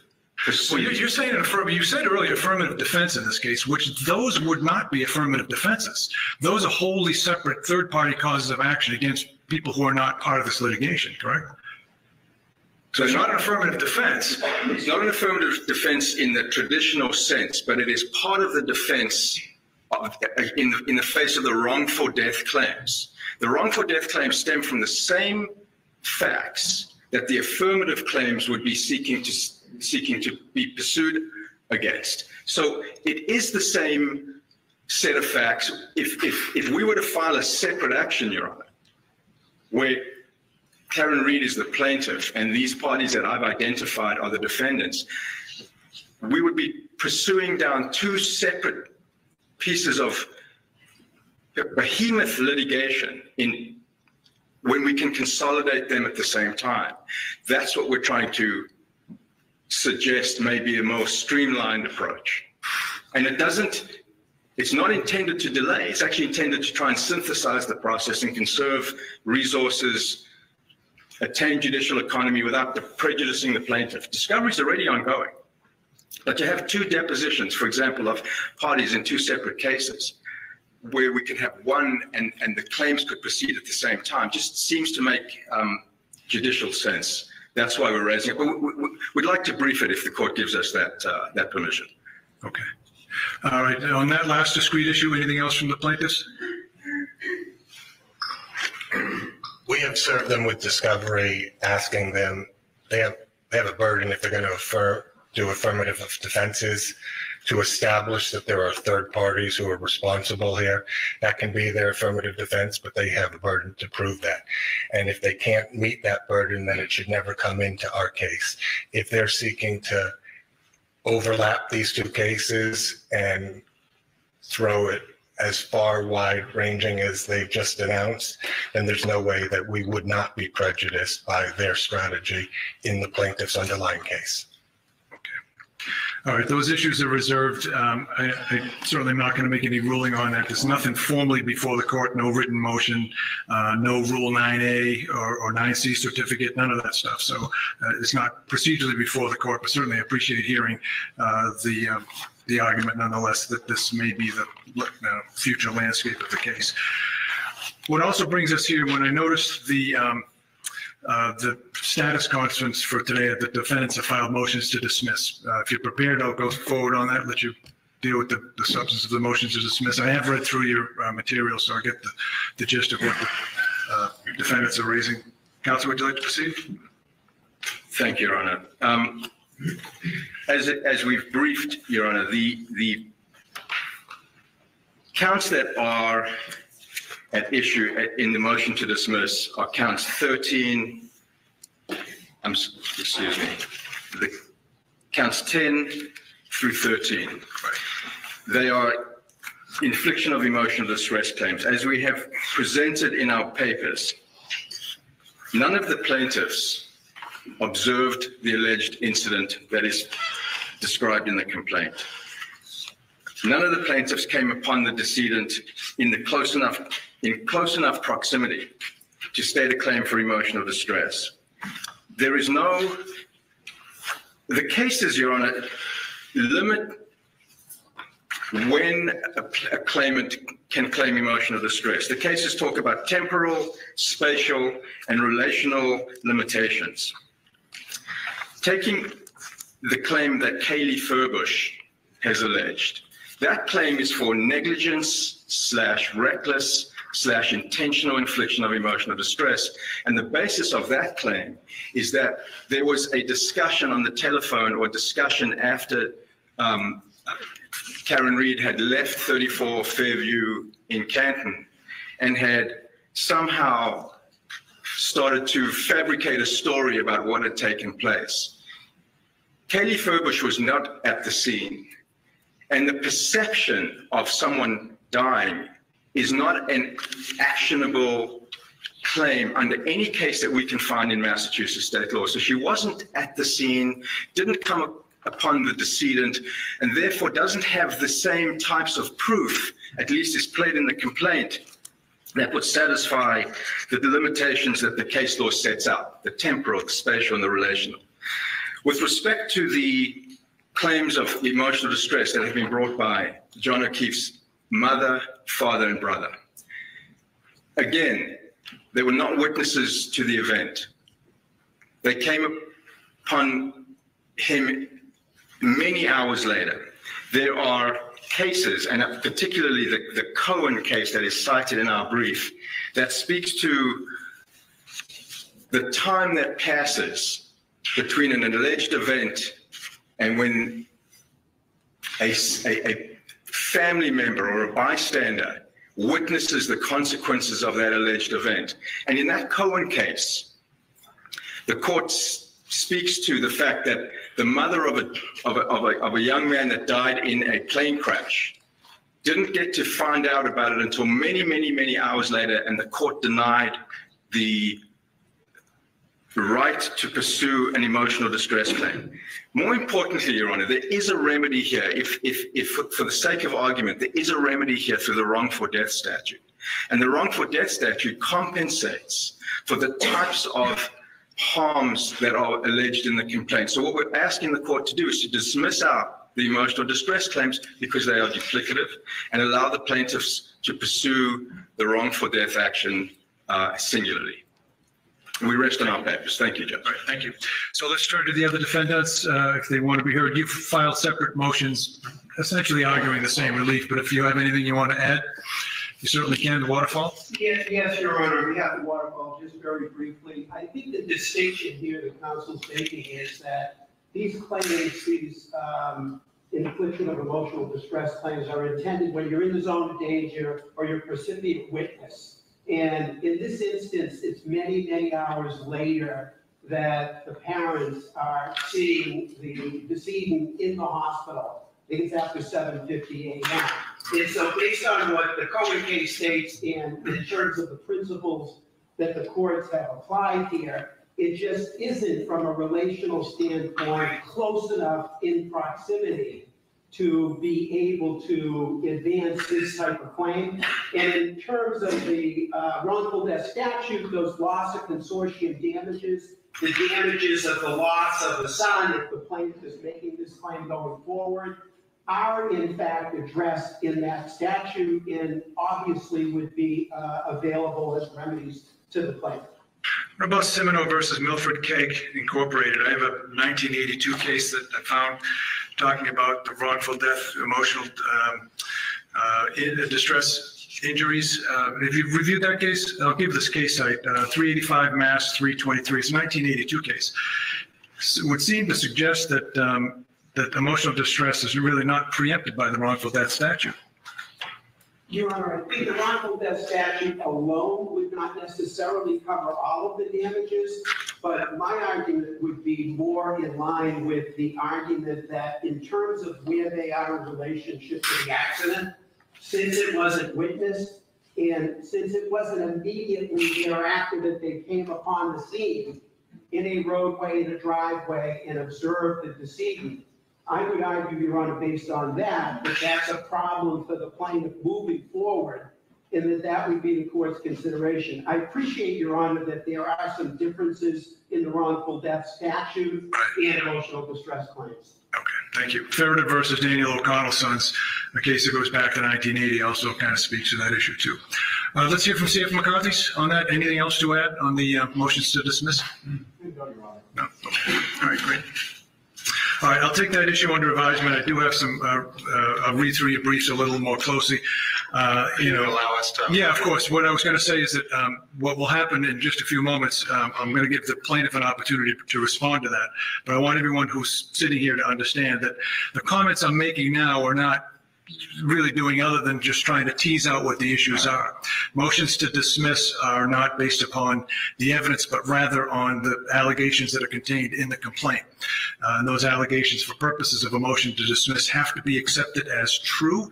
And the question is whether or not the plaintiffs have stated a plausible claim under the case law, Iachino and others that deal with this issue.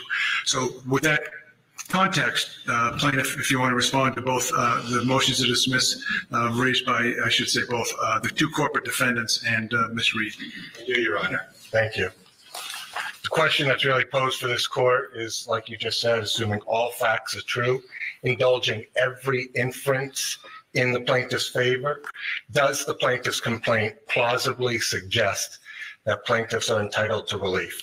The answer is I had 17 years on the job prior. An opportunity came up with the Los Altos Police Department, and I decided to go for it. Coming from a bigger department to a smaller department, it makes you a well-rounded officer.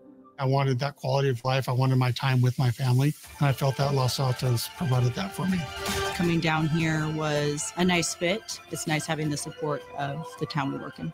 The Los Altos Police Department has been a great agency to work for, and that translates to officers who are satisfied and put forth a professional product.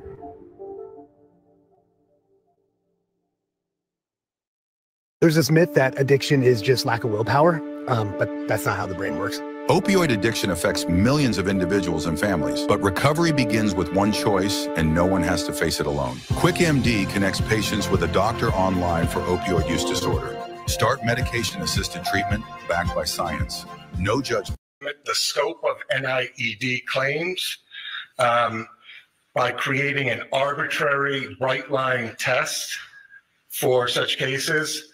Number 3, Your Honor, the defendants failed to holistically consider the facts alleged and the known vulnerabilities of the plaintiffs when evaluating the defendant's extreme and outrageous conduct in violation of the infliction of emotional distress standard.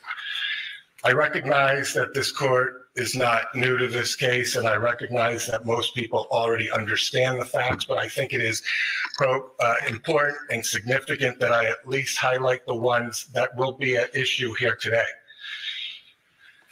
Throughout, we intend, like we did in the complaint, to refer to John O'Keefe as JJ. That is what he was affectionately referred to by his niece and nephew. JJ no longer has a voice. His life was wrongfully taken on January 29th, 2022.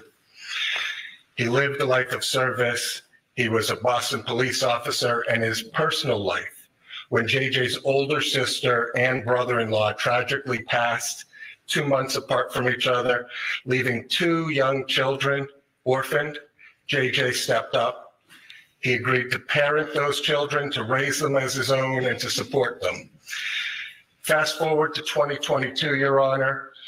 JJ is involved in a relationship with Miss Reed. It's been going on for a period of time at that time. January 29th, 2022, Karen drives drunk. She reverses her SUV. She knocks JJ down. She leaves him to die in the cold.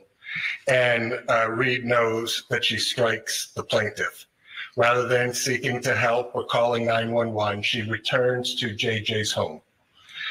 There, JJ's 14-year-old niece, Kaylee, a plaintiff in this case, is home alone, asleep. That's when Karen starts plotting.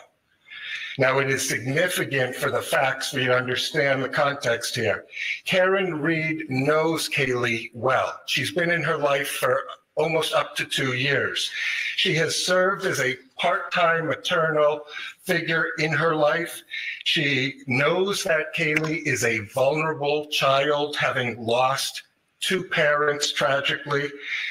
And 1 to 2 hours before JJ's body is ever found, before anybody knows his whereabouts, Karen Reed decides to wake up Kaylee in a panic. She tells Kaylee something happened to JJ. He's dead. He's been hit by a plow. Did I hit him? All to a 14-year-old child woken up from sleep who's already lost 2 parents. After provoking this chaos in the middle of the night, Miss Reed leaves Kaylee alone, vulnerable, shocked, and afraid. It's now 1 to 2 hours later. It's at or around 6 a.m. in the morning. JJ's injured body is now found. Right where Karen left him, buried in the snow, 911 is called. Now is when JJ's family learns of JJ's injury. JJ's injuries at this point enter into the O'Keeffe's consciousness at or around 6 a.m. They rush to the hospital. It's 7:50 a.m. That's when the hospital pronounces JJ dead. And within minutes of being pronounced dead, that's when the O'Keeffe family sees their son in the injured state that he was in as a result of the wrongful conduct. From January 29th forward, Your Honor, Karen Reed plots, she fabricates a conspiracy, she launches a public campaign of disinformation, and she involves a blogger named Turtle Boy. She leaks not for public information through him. She pits her followers against the O'Keeffe family, and all the while, Karen knows that the O'Keeffe family is also vulnerable, grieving another tragedy in their family. The O'Keeffes and Kaylee suffer severe emotional distress. It's more than anguish and more than grief, and it is not overlapping with the wrongful death statute. So the first argument that the defendants made, they claim that JJ's parents are precluded from bringing NIED claims because such damages are duplicative of the wrongful death statute. We reject that argument. JJ's parents are the next of kin, and their emotional distress claims are not preempted by the wrongful death statute. They took their first shot across the bow by making that their primary argument. Presumptively, they did so because it believed it's their best argument. But the problem with that argument, as Your Honor has already pointed out, it patently misstates Massachusetts law. You have pointed out the Cimino case, where, let me just point out first the wrongful death statute. It has 2 components for damages. It has 2 buckets of damages. It has the estate's damages. Those all are JJ's damages. his conscious pain and suffering, the medical bills, things that relate to his damages. And then we have the second bucket, the next of kin bucket. Those are lost value damages. The lost value of JJ being in his next of kin's life. And in that case, Your Honor, it is just the parents. Now, they suggest that those are overlapping with the NIED, but Your Honor was right to point out the Cimino case, where a drunk driver kills a 9-year-old boy. The father of that 9-year-old boy brings a case against the drunk and the bar for over-serving him. The father brings 2 separate causes of action, one for wrongful death, one for NIED, negligent infliction of emotional distress. The court held in that, and I quote, argument that plaintiff's claim for emotional distress is preempted by wrongful death action misconstrues the common law cause of action for emotional distress.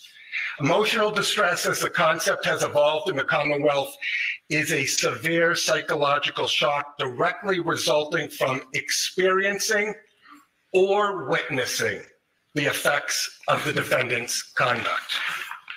A claim for damages based on emotional distress, the court says, does not include an administrator's claim for loss of consortium, which will be present in every wrongful death action such as this. Since emotional distress is a wrong to plaintiff distinct from what was done to his son and the statutory beneficiaries of the decedent, it is not a duplicative remedy. It is not preempted by the wrongful death statute. And that's page 334 of the Cimino case, Your Honor. Cimino still remains good law. You were right to point that out.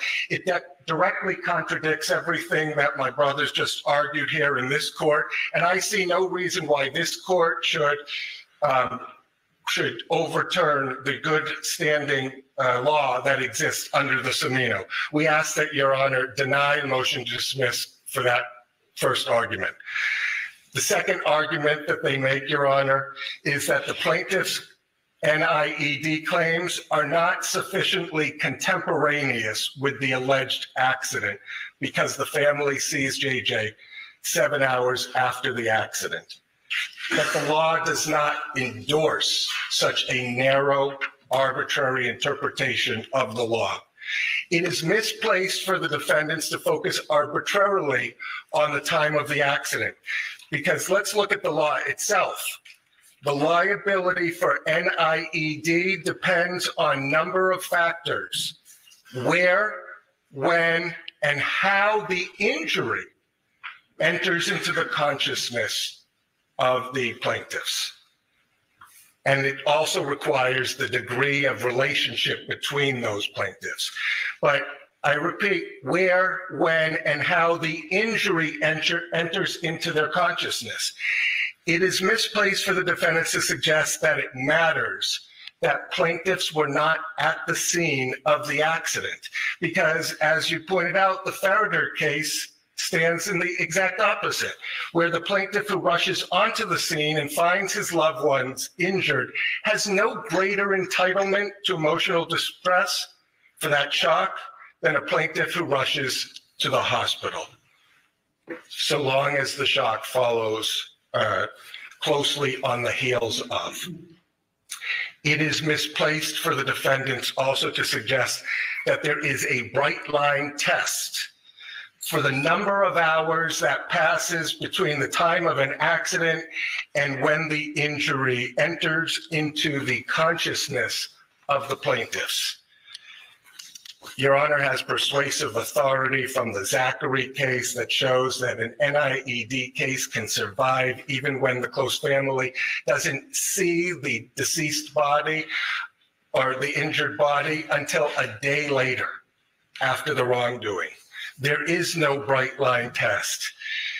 NIED is a fact-intensive analysis.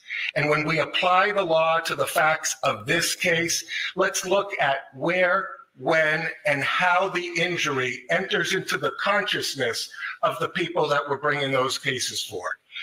It's 12:30 a.m. and nobody except Karen Reed knows about JJ's injuries. Defendant's wrongdoing continues into those early hours.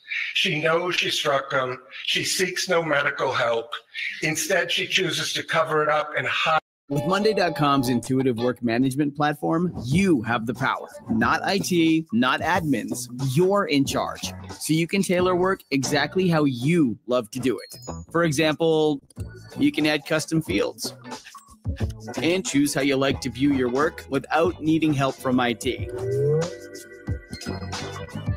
That's why over 225,000 customers love to use Monday.com, because you have the freedom to build it exactly how you picture it. The first work platform you'll love to use. Monday.com. Because the injury becomes knowable only after they disclose it. The defendant's cited cases are inapposite. They have no relationship to what is being asked of this court.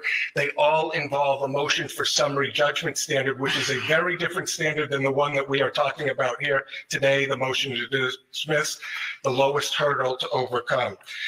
They try to equate it to a mother who learns of the rape of her daughter 7 months later, but that rape was known to other people within days.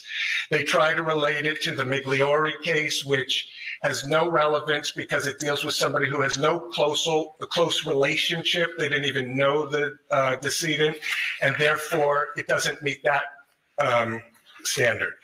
And then they rely on the Cohen case, which I heard both sides try to suggest has relevance.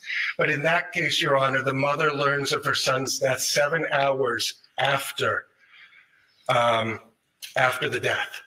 That's 7 hours after the injury occurred. And by the way, it was already knowable 7 hours earlier by other people when that plane crash was projected, and the son of the woman who brought the claim knew about her own, his brother's death. The mother is 1,000 miles away, so spatial proximity is not there, and she only learns of it via phone. Does not experience the injury and never sees the body. Contrast that with everything that we talked about, Your Honor, where as soon as it was knowable, they learned about it, they rushed to the hospital, they saw the body, and they saw the body within minutes of him being declared dead. The purpose of the law is to distinguish between emotional distress from perceiving an injury versus the expected anguish that any person would feel from the death of a loved one. I want to talk briefly about Kaylee and her NIED claim to suggest the anguish that any person would feel from the death of a loved one. I want to talk briefly about Kaylee and her NIED claim to suggest because she wasn't at the scene or because she was not at the hospital that day and they tried to spare her of that, does not suggest she doesn't have a right. In fact, she experiences the trauma, the panic, the chaos of the injury contemporaneous with Karen Reed waking her up in the middle of the night and exclaiming that her parental figure, the third that she has now lost, was dead, hit by a plow or her SUV.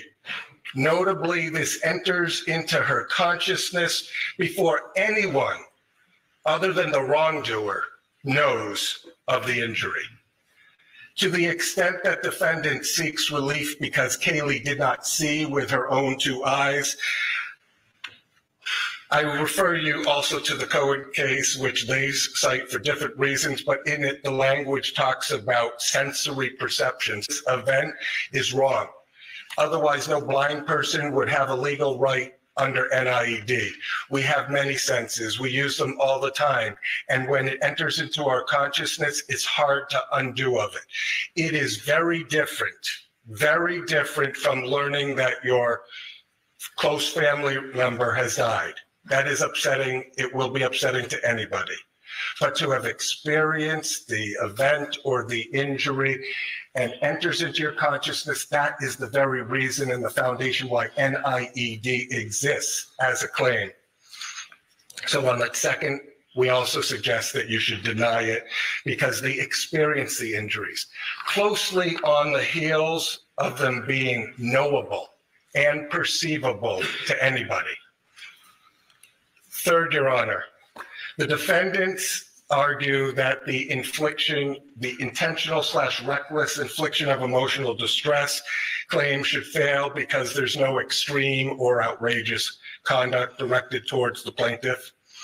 But when viewed holistically, the facts demonstrate that Ms. Reed should have known her extreme and outrageous conduct would be detrimental to these vulnerable plaintiffs.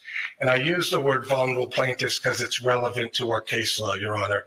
It's misplaced to suggest that the conduct needs to be directed immediately towards those plaintiffs. As long as she should have known that the emotional distress was the likely result of her conduct, that's sufficient under the reckless infliction of emotional distress standard. So how do we evaluate what is extreme and outrageous? It's fact intensive, but the law does recognize that some critically important factors that need to be considered when evaluating what is extreme and outrageous. Plaintiff's susceptibility, defendant's knowledge of that susceptibility, and the relationship between defendant and plaintiff. The case law all suggests that that gives rise to extreme and outrageous conduct. In evaluating whether defendant's conduct was extreme and outrageous, the courts should consider whether individuals at whom conduct is directed is known to be particularly susceptible to infliction of emotional distress. Boyle versus Wenck, 1979 case we cited to, Your Honor. Our case law has recognized susceptibilities to evaluate extreme and outrageous conduct to be a recent hospitalization in the Boyle case, a cancer patient in the Harrison case, elderly or frail people in the Bailey case, or children, minors, based on their age in the Sarkonis case, all that we've cited to, Your Honor, and I'm happy to give you cites. The law in Roman versus Trustees of Tufts College says, as it relates to this, the court should put as harsh a face on the defendant's actions as the basic facts would reasonably allow.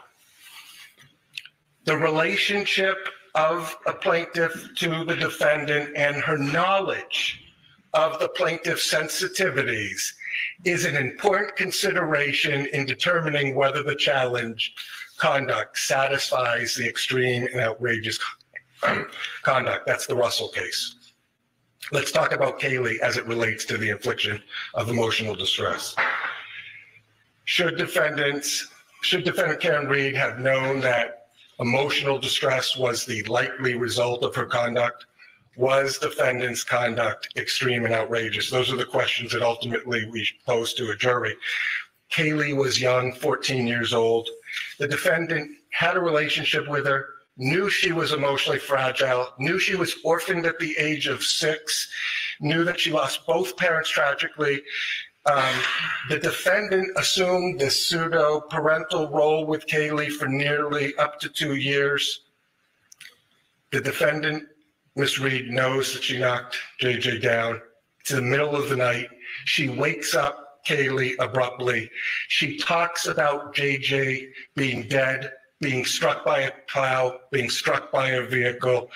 Mind you, this is all hours before anybody has even discovered his body, and she is now actively talking about him being dead. Then, after creating this chaotic, upsetting situation in this young, fragile girl's psyche, she leaves her. She leaves her home alone, shocked and frightened. Compound that by defendant's choice to speak her false narrative publicly, to use social media, to leak public information through Turtle Boy, to control that narrative. Why is Turtle Boy out there saying the O'Keefe's family period of grief has expired and they are now fair game? Who leaked the autopsy photos that got published by Turtle Boy for this vulnerable family to have to be exposed to that they weren't seeing before? To the extent that the defendant argues that this is not extreme and outrageous, remember the law. It is the jury's role to decide whether the defendant's conduct was rude and clumsy or extreme and outrageous. That comes right from the case law. As it relates to the family, Your Honor, should the defendant, Karen Reed, have known that emotional distress was the likely result of her conduct? Was defendant's conduct extremely outrageous? Again, those are the questions posed for a jury ultimately. But the law says conduct which the actor should have known would result in distress is actionable. And the plausibility standard, the motion to dismiss standard, which is where we're at right now, Your Honor, simply calls for enough facts to raise a reasonable expectation that discovery will reveal evidence of the illegal conduct. Margaret and John have now buried 2 children. Paul has buried all his siblings. Defendant always knew this. She has always known their vulnerability, and yet she creates a calculated and malicious campaign of disinformation designed to hide the truth in this case.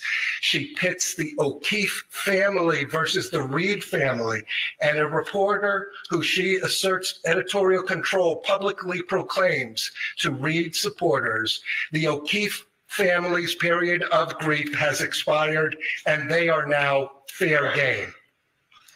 Discovery will track how much leaked information defendant should have known would result in distress to the O'Keefe family.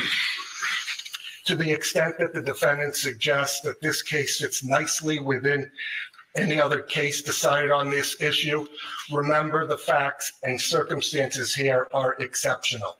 We wouldn't have these TV cameras or a full courthouse if they weren't exceptional. That is why we are here, Your Honor. It doesn't fit within a nice box like every one of those cases they cite.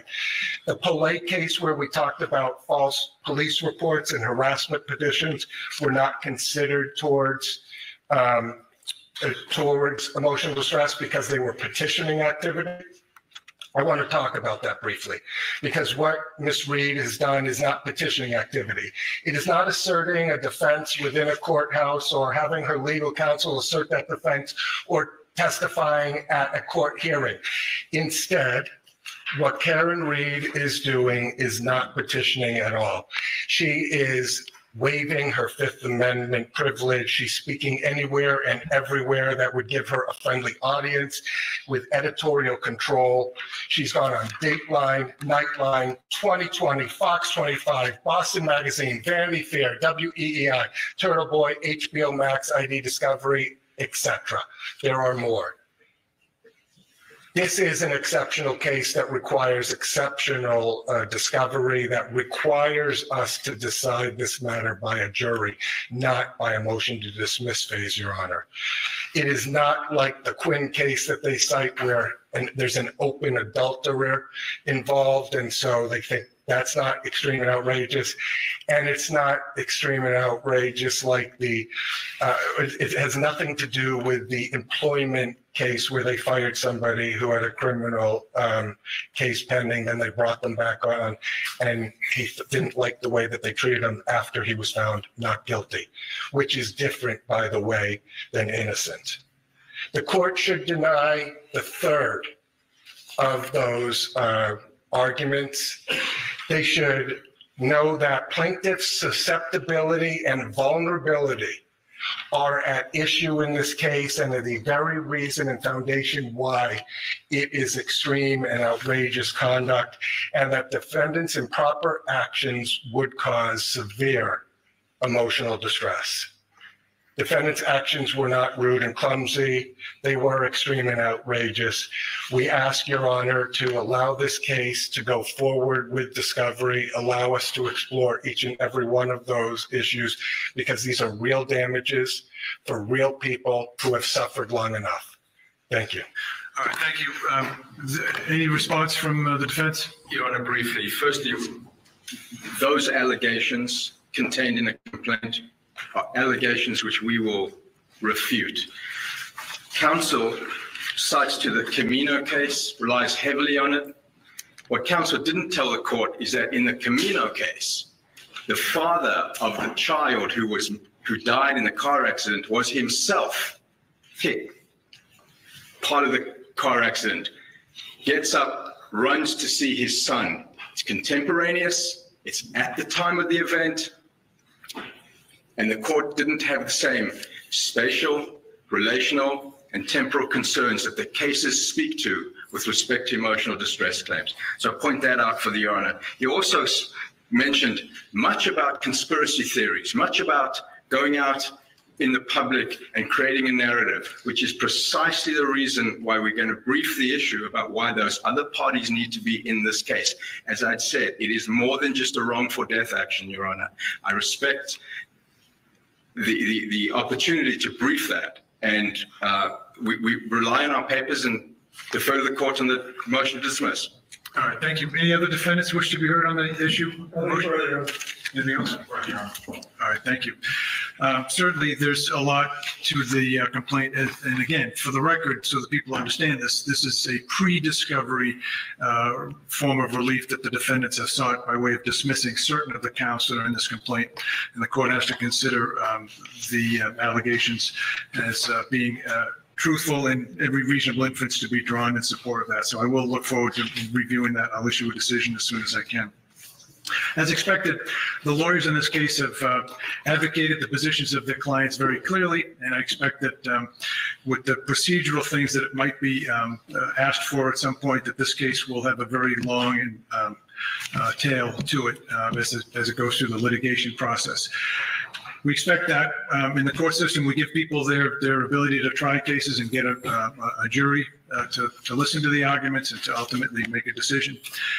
My experience in doing this for a very long time in different contexts is that doesn't oftentimes bring the relief that people think it does. And so as a result, there's appellate processes. And so what I envision for the parties, unfortunately in this case, is a very long and sort of complex process that litigation provides. And you know, this is a civil case. It's not a criminal case. There are 8 parties as I identified, and those are the people that the court will be concerned with getting a fair trial at some point down the road. As I said, I could do this case, I could do this trial this spring if you'd like to. My sense is that there's nobody that's going to be ready to go to trial by the springtime. If you want me to sign a trial date, we could do so. I mean, literally, I've talked to the clerk, we could do it in March or April if you'd like to. But with the motions that are going to be pending, I suspect that that's not going to be the case, that you'll have to look at this from a more pragmatic point of view and decide when you're going to try to get this thing to a jury. You have a lot of work to do between then and now. I'd like to still get a trial date for you. Now, I don't know what that's going to mean in terms of bringing in other parties. You know, I didn't expect, because the court has had no notice, that there'd be this interest in trying to move this complaint in the direction of other parties who aren't even named in this lawsuit, 10 additional parties. And there's relatively novel theories as I'm hearing it. But nonetheless, we'll let the parties file the motions that they need to, and we'll address them as each comes. But my point in raising this all is that the parties also have another way to do this case. They can do it by way of potential resolution. And I mean this sincerely when I say that being a judge for many years, you learn things. What you learn is that oftentimes litigation is an inartful way to try to resolve parties' disputes. There's alternative dispute resolution, there's mediation, there's all kinds of other avenues that we advance to try to get people what they want, which is resolution of a case. The most important thing, it would seem to me, to any party to this case, is to resolve the uncertainty, right? Uncertainty is what you don't get when you go through the litigation process. You go through and you hope for the best. Lawyers work really hard for their clients, and we expect them to do that.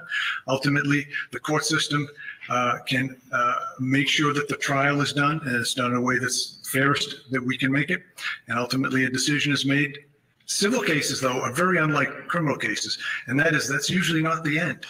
Ask any of the lawyers, your clients can ask your lawyers about post-disposition or post-verdict process. It can be really long and arduous. I've had the pleasure of having trials that are 16, 18, 20 years old, and they're still going. The clients don't have to do that.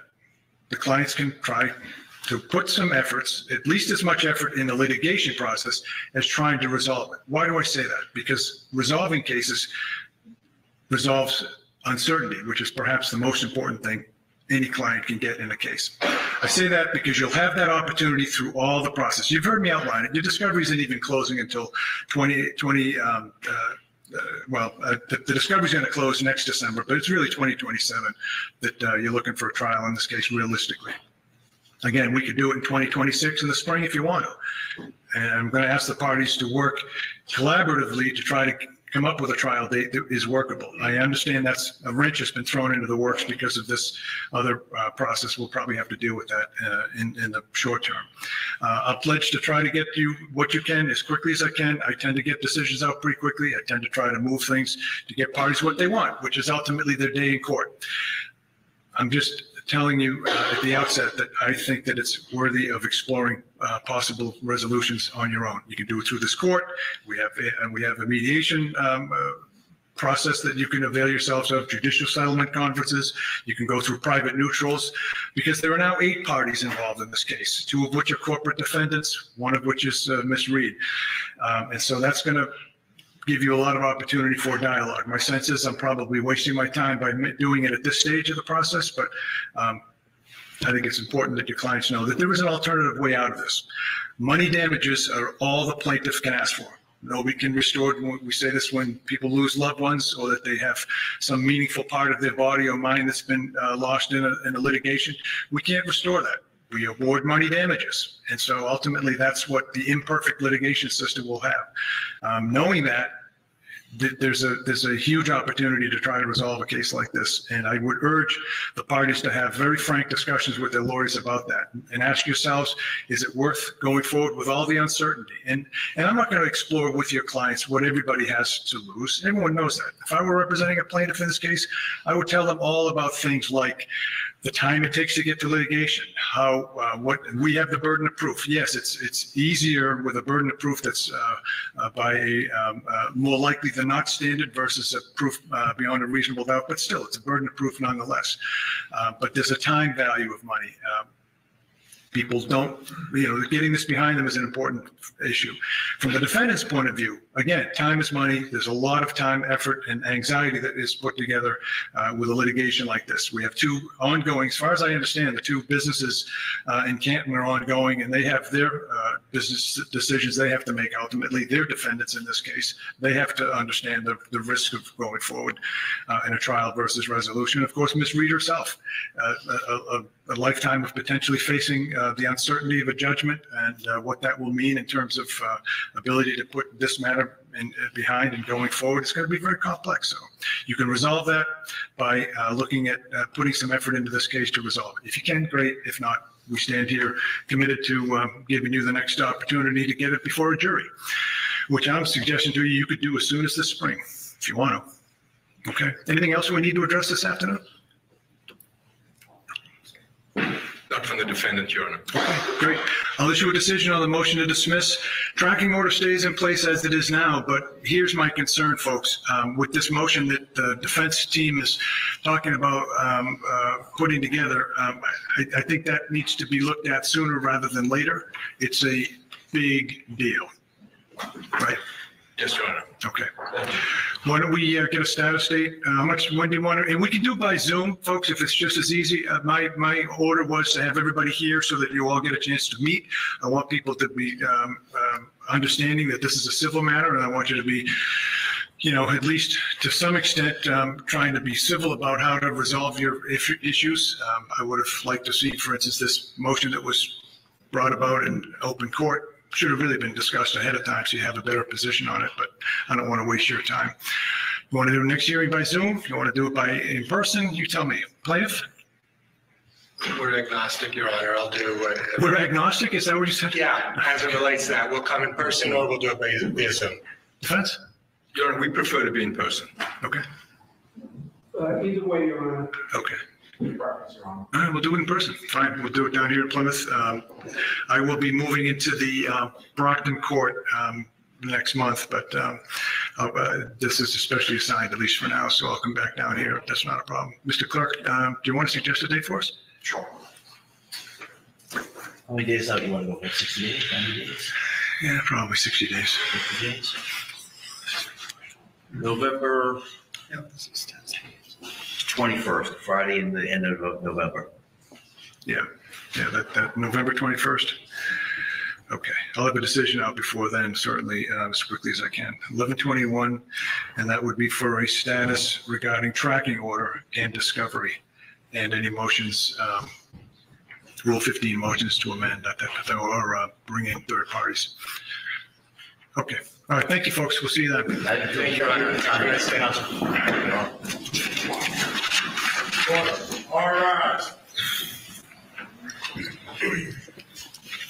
Nothing with the jury? I don't think so. Nothing with the jury?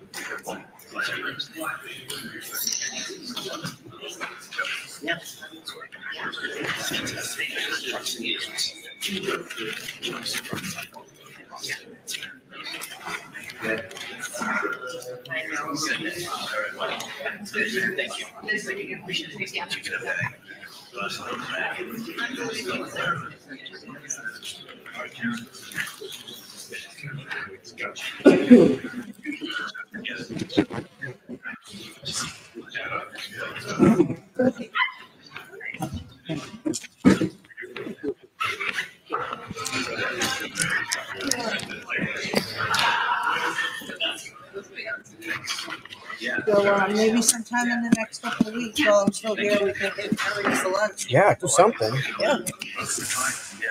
I gotta go to Harry's, so. Yeah. Hey, Neil. How you doing? Good. How are you, sir? All right. You have to wait till she's out. Yeah, she's gonna blast this question. Yeah. Like blasted. So.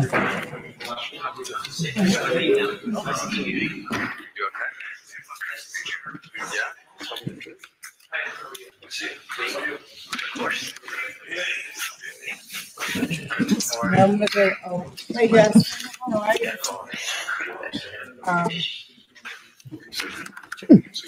All set?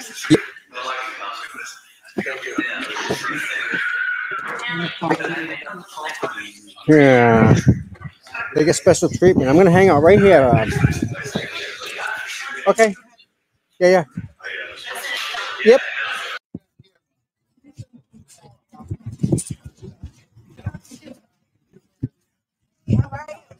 Good. Yeah. You get a bit of tan up.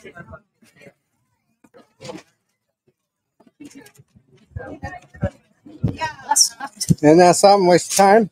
Like, what the fuck they pulling out of there? It's waste of time and money. No, it wasn't a How you waste of doing? time, 'cause I got to see the kids. Good. Hi. Enjoy.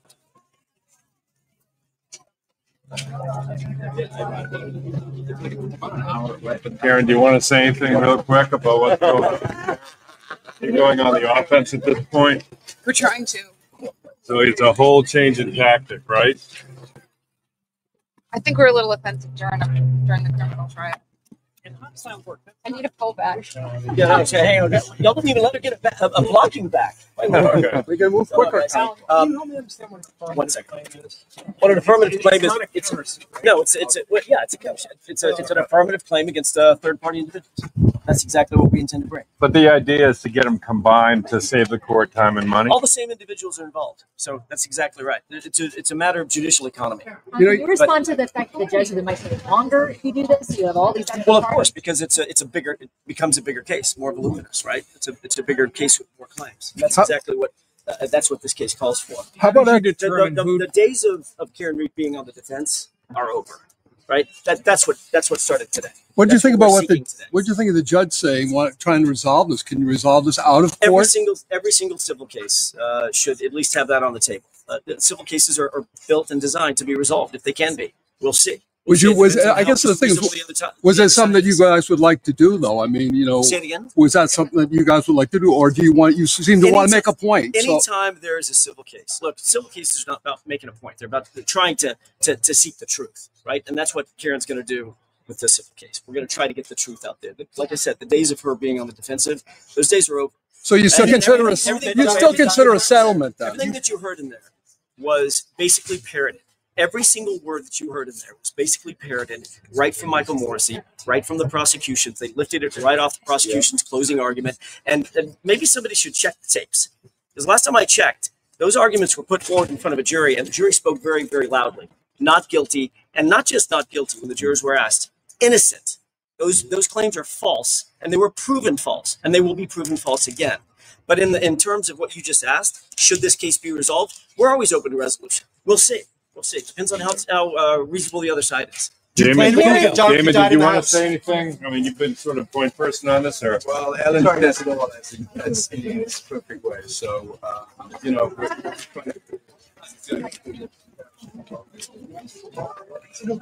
that's okay. Everyone heard it. But nice to see you. Yeah, good to see you again. Yeah, I remember. Back in Dedham. Yeah.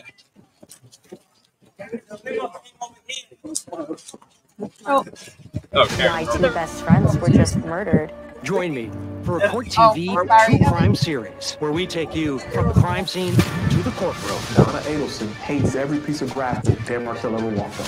It's something that'll haunt all of us forever.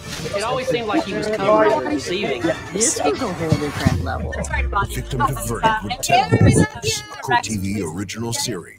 Season premieres September 27th. How did it feel emotionally on Court TV? Nothing like it did.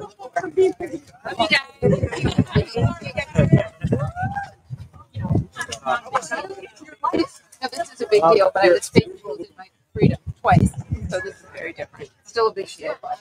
Nice to meet you. Nice to meet you. All right, have a good day. Be safe. That was Penny. Oh my God! Yeah. Congratulations, little girl, little boy, Little girl. Francesca. Send her my Yeah, absolutely. Yeah. It's good to meet you. Nice to meet you as well. Take care. Bye, guys.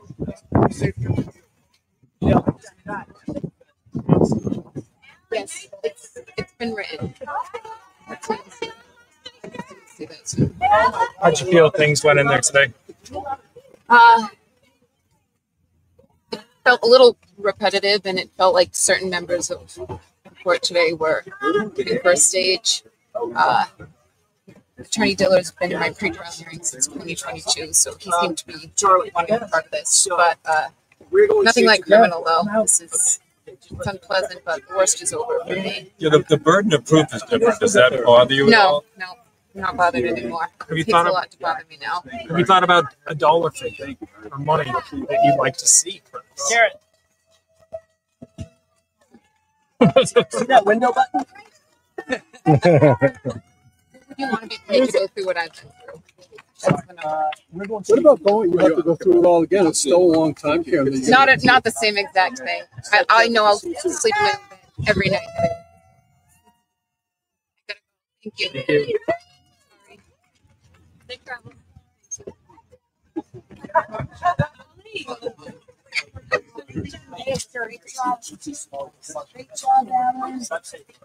Where's Liza. Liza?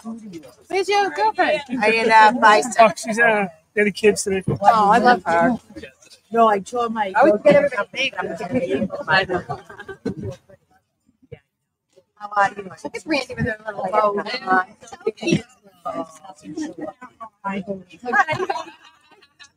Yeah, I'm gonna go tomorrow now. There she goes.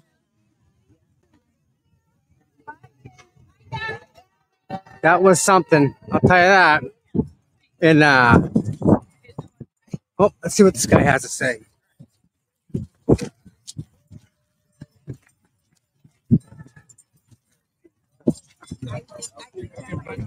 Thank you.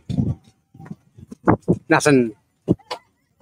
Mr. Diller, I'm late to this party. Any chance you would be willing to talk to me for 2 seconds?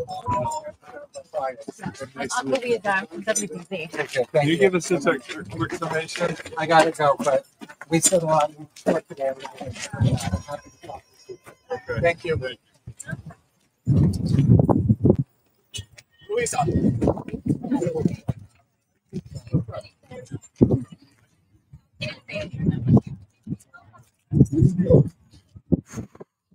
All right. So it's interesting how automatically they want to bring up Aiden. Like automatically.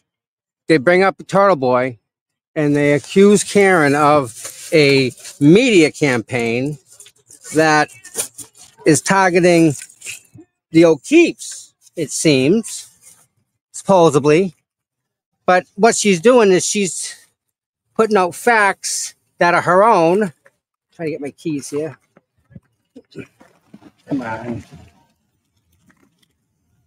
Yeah, Karen's putting out her own facts. That's all that's about.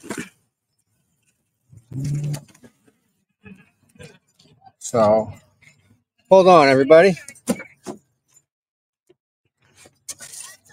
Bye. See ya. Have a safe trip. Okay. All right. Well, I'll see you around then. Yeah. Well, there you go. All right, Bob. Yep. Wow. Ugh. So, yeah. That was kind of something. That attorney, I'm not too keen on him at all. So, I think we're gonna call it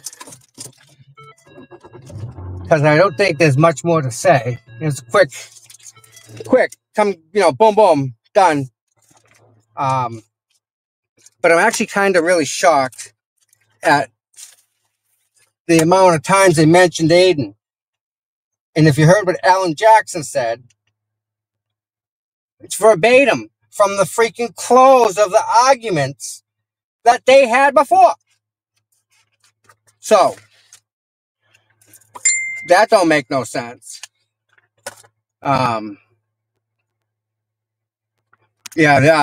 Sitting inside the courtroom, the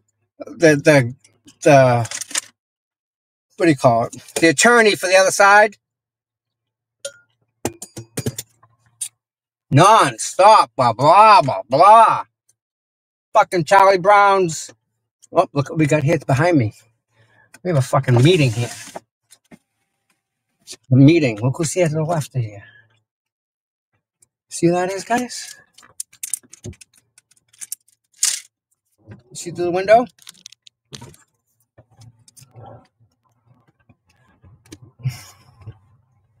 Paul, his mom, and some other lady talking to the attorney who couldn't talk to nobody. So, yeah. It's all right. Yeah, but inside was kind of the lawyer just kind of repeated what Hank Brennan said. And that in itself is kind of like, why? If that's the cards that they're gonna play, they lost that hand. Those cards are bad. They don't work. And he's gonna do it again. He's doubling down. Wow. Well, I hope I was able to grab some good audio for you guys, right? And I was hoping you could hear Karen talking and Alan.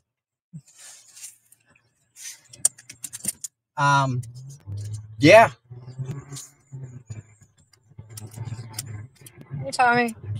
All right, I can't hear nothing, so hold on. I think it's me. My volume's down. Come on. Hello? Hey. Hey, there you are. So That was what did you think from there? I like you said, they just repeated everything Hank said, and that like I don't understand how they think they have a case. Karen was found not guilty.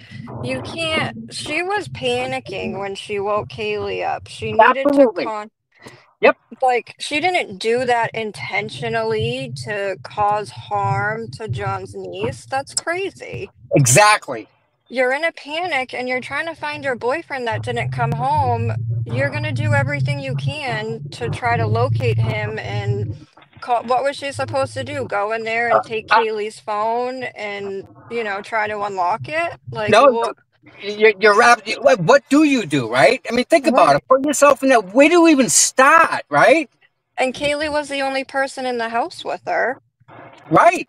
Right. It's not Yeah. like there were other people there. You know what I mean? It's Yes. like Yeah. Who's she gonna go to? they're using Kaylee as a pawn for this lawsuit, Yeah. and it's gross. It's Yep. disgusting. And I feel so bad for those kids, but Karen did not mean to cause any harm to her. And that's what they're gonna have to prove, that she did it without without thinking twice or do it. She did it within the intent to hurt Kaylee and the kid, the son, right? Yeah. Who intentionally does? She wouldn't intentionally do that. God, no. Who does that intentionally? Nobody. And that's the thing. Like, it just goes back to she was found not guilty for hitting him with her vehicle. Had she been found guilty of hitting him and then causing all this chaos, I could understand. Yes, you're correct. I could totally understand. But she didn't. She genuinely did not know what happened to John. Exactly. And her panic does not equate into Kaylee emotionally harmed. They're both hurt. They're both hurting. If anything. Yeah. It's crazy. I mean, just put yourself in Karen's shoes for a second. Where do you start? Where do you stop if your boyfriend doesn't come home? Like, yeah, oh my God, it's a blizzard out. Where is he? Yeah, I would have woken up my whole house. I would have woken up his whole family. I would have, you know what I mean? What do you do? You're in a panic. And you know what? The damage to John O'Keefe did not happen by a vehicle. She didn't beat him up. I promise you that one. He didn't beat that kid up. Yep. So, I mean, that was proven in court, right? Exactly. The vehicle never hit John. John never hit the vehicle. Yeah. So, the civil court, I don't know, civil court's messed up the way they decide things. So, yeah, I get no experience in that. So this is all going to be new to me, if anything. Same. I mean, yeah. But, so it's going to be interesting to see. And I was kind of thrown off at the beginning how the judge was upset with Karen's lawyer. He was asking permission to do something, not saying he was going to go forward and do it. Right. That's Judge Kaylee. And the Kaylee, they were talking about her and her doing the test. And the judge took it as no, she denied the test. How? It doesn't make sense. No, it doesn't make any sense at all. No. How was the vibe I just feel in bad the courtroom? Again. And her family too, right? Because Karen's family's just there with her all the time. Right. Yeah, thank God. I mean, I'm glad she has their support, but I wish they didn't have to go through this at all. Yeah. The whole thing is just insane. But I mean, from what I heard Alan say, he pretty much said, like, we want to get the truth out there. So that means this is going to get real interesting. Yep. These Yep. depositions are going to open up a big, big door. Discovery's a bitch. Yep. If you've never been through deposition, what it is lawyers asking you questions that you gotta answer them. Whether you have to like the answer or not, you have to answer them. And they can ask anything they want. I had I had a deposition for 8 hours. I had the guy asking me about my personal sex life. Oh God! Like it's none of your business, and I had to answer the question. Yeah, So, you don't get to pick and choose what you answer, what you don't answer, and they're gonna go through all their phones. Yep. Everything is gonna right? come out. Yep. So that's either good or bad. I think it'll be good for Karen. Oh, absolutely. Bad for them. Definitely good for her. Yep. Because there's no denying that this was a setup. There's no denying that the Commonwealth had a huge hand in what has happened to Karen. Right.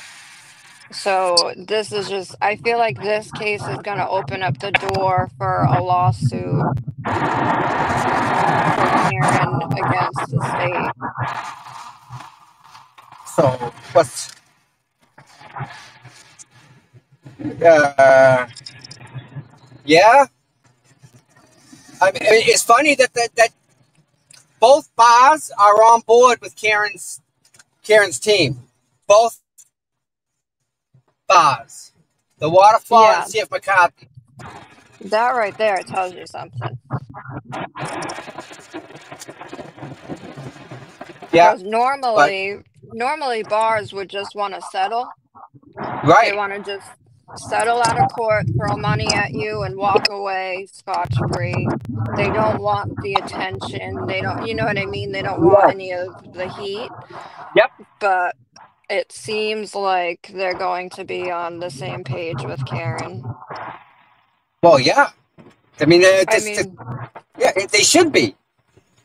You can tell from the waterfall videos she wasn't obliviated. You can tell that they were both in sound mind. Oh. Buying 9 shots does not mean you consume 9 shots. Right. Even Karen, they seem like the kind of people like, oh, buy a round for everyone. This round's on me. Yes, absolutely agree with that. John seems like the party type. You know, he liked to go Oh, out, yeah. he liked to have a good time. He's all in. I agree. Yep. 100%. Yep. So yep. That's Definitely agree with exactly what that. that seems like to me. Yep. Totally agree. So, how's the chat? Listen, everyone in the chat today, thank you all for the donations. You're all just amazing, awesome, wonderful freaking people. Mm-hmm. So, I got to thank you all for that. Really. It's nice to see that. Oh, we have some new members. I know. So happy. Lois is a member. Amy. Yeah. Well, but I mean, just the chat. We have a great chat. We do. We have fun in the chat. It's really, everyone seems to be able to be themselves and it be okay. You know what I mean? Like it's a comfortable, nice place to be. It is.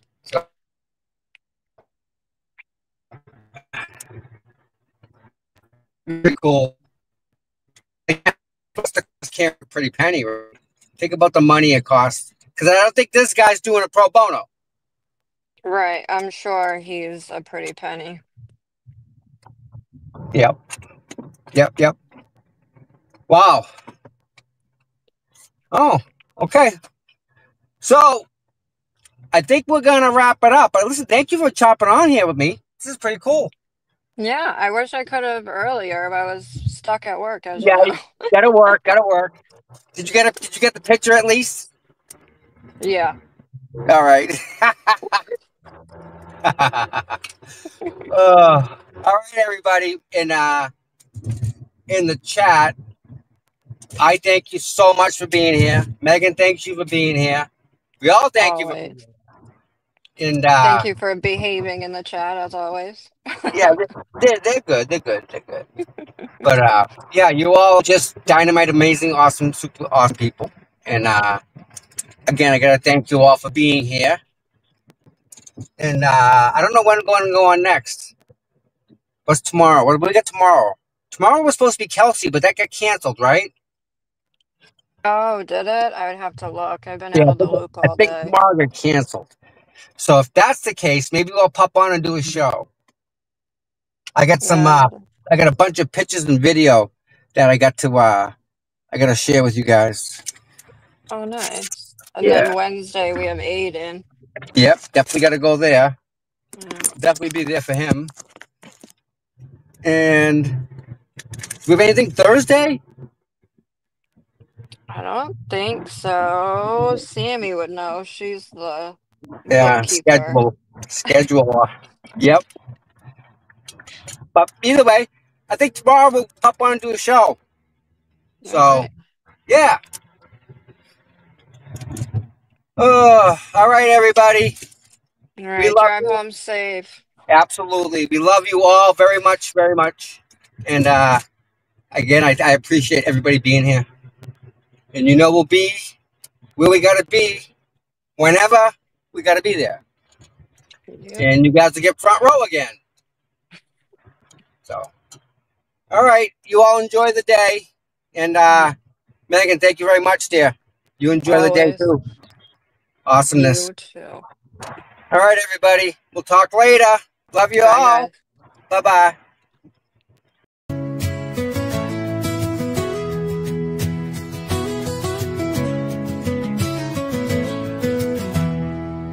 Cold mornings, cracked pavement, courthouse steps. He's there before sunrise while the world still rests. No cameras needed, no spotlight glare. Just a man with a purpose, always standing there.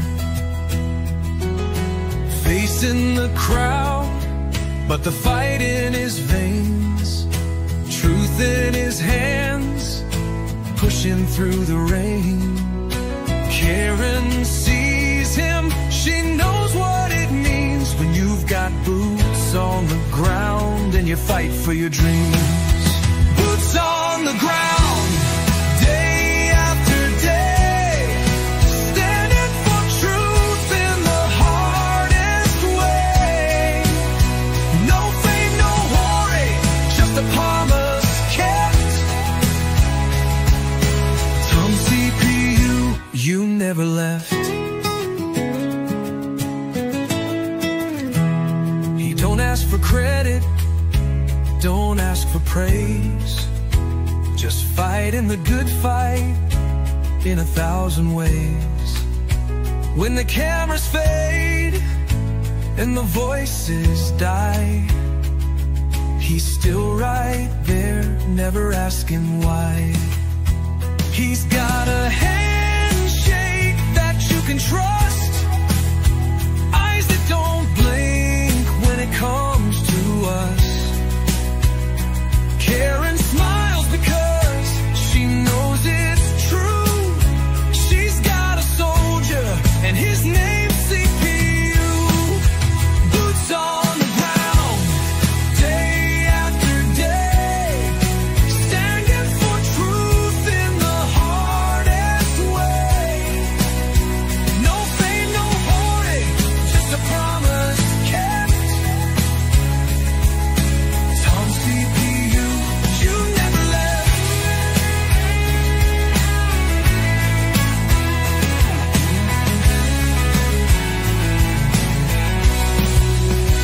When the courthouse is empty and the crowd's gone home, Tom's still walking, he's never alone. 1,000 steps, a million prayers, because justice don't sleep and neither does he care.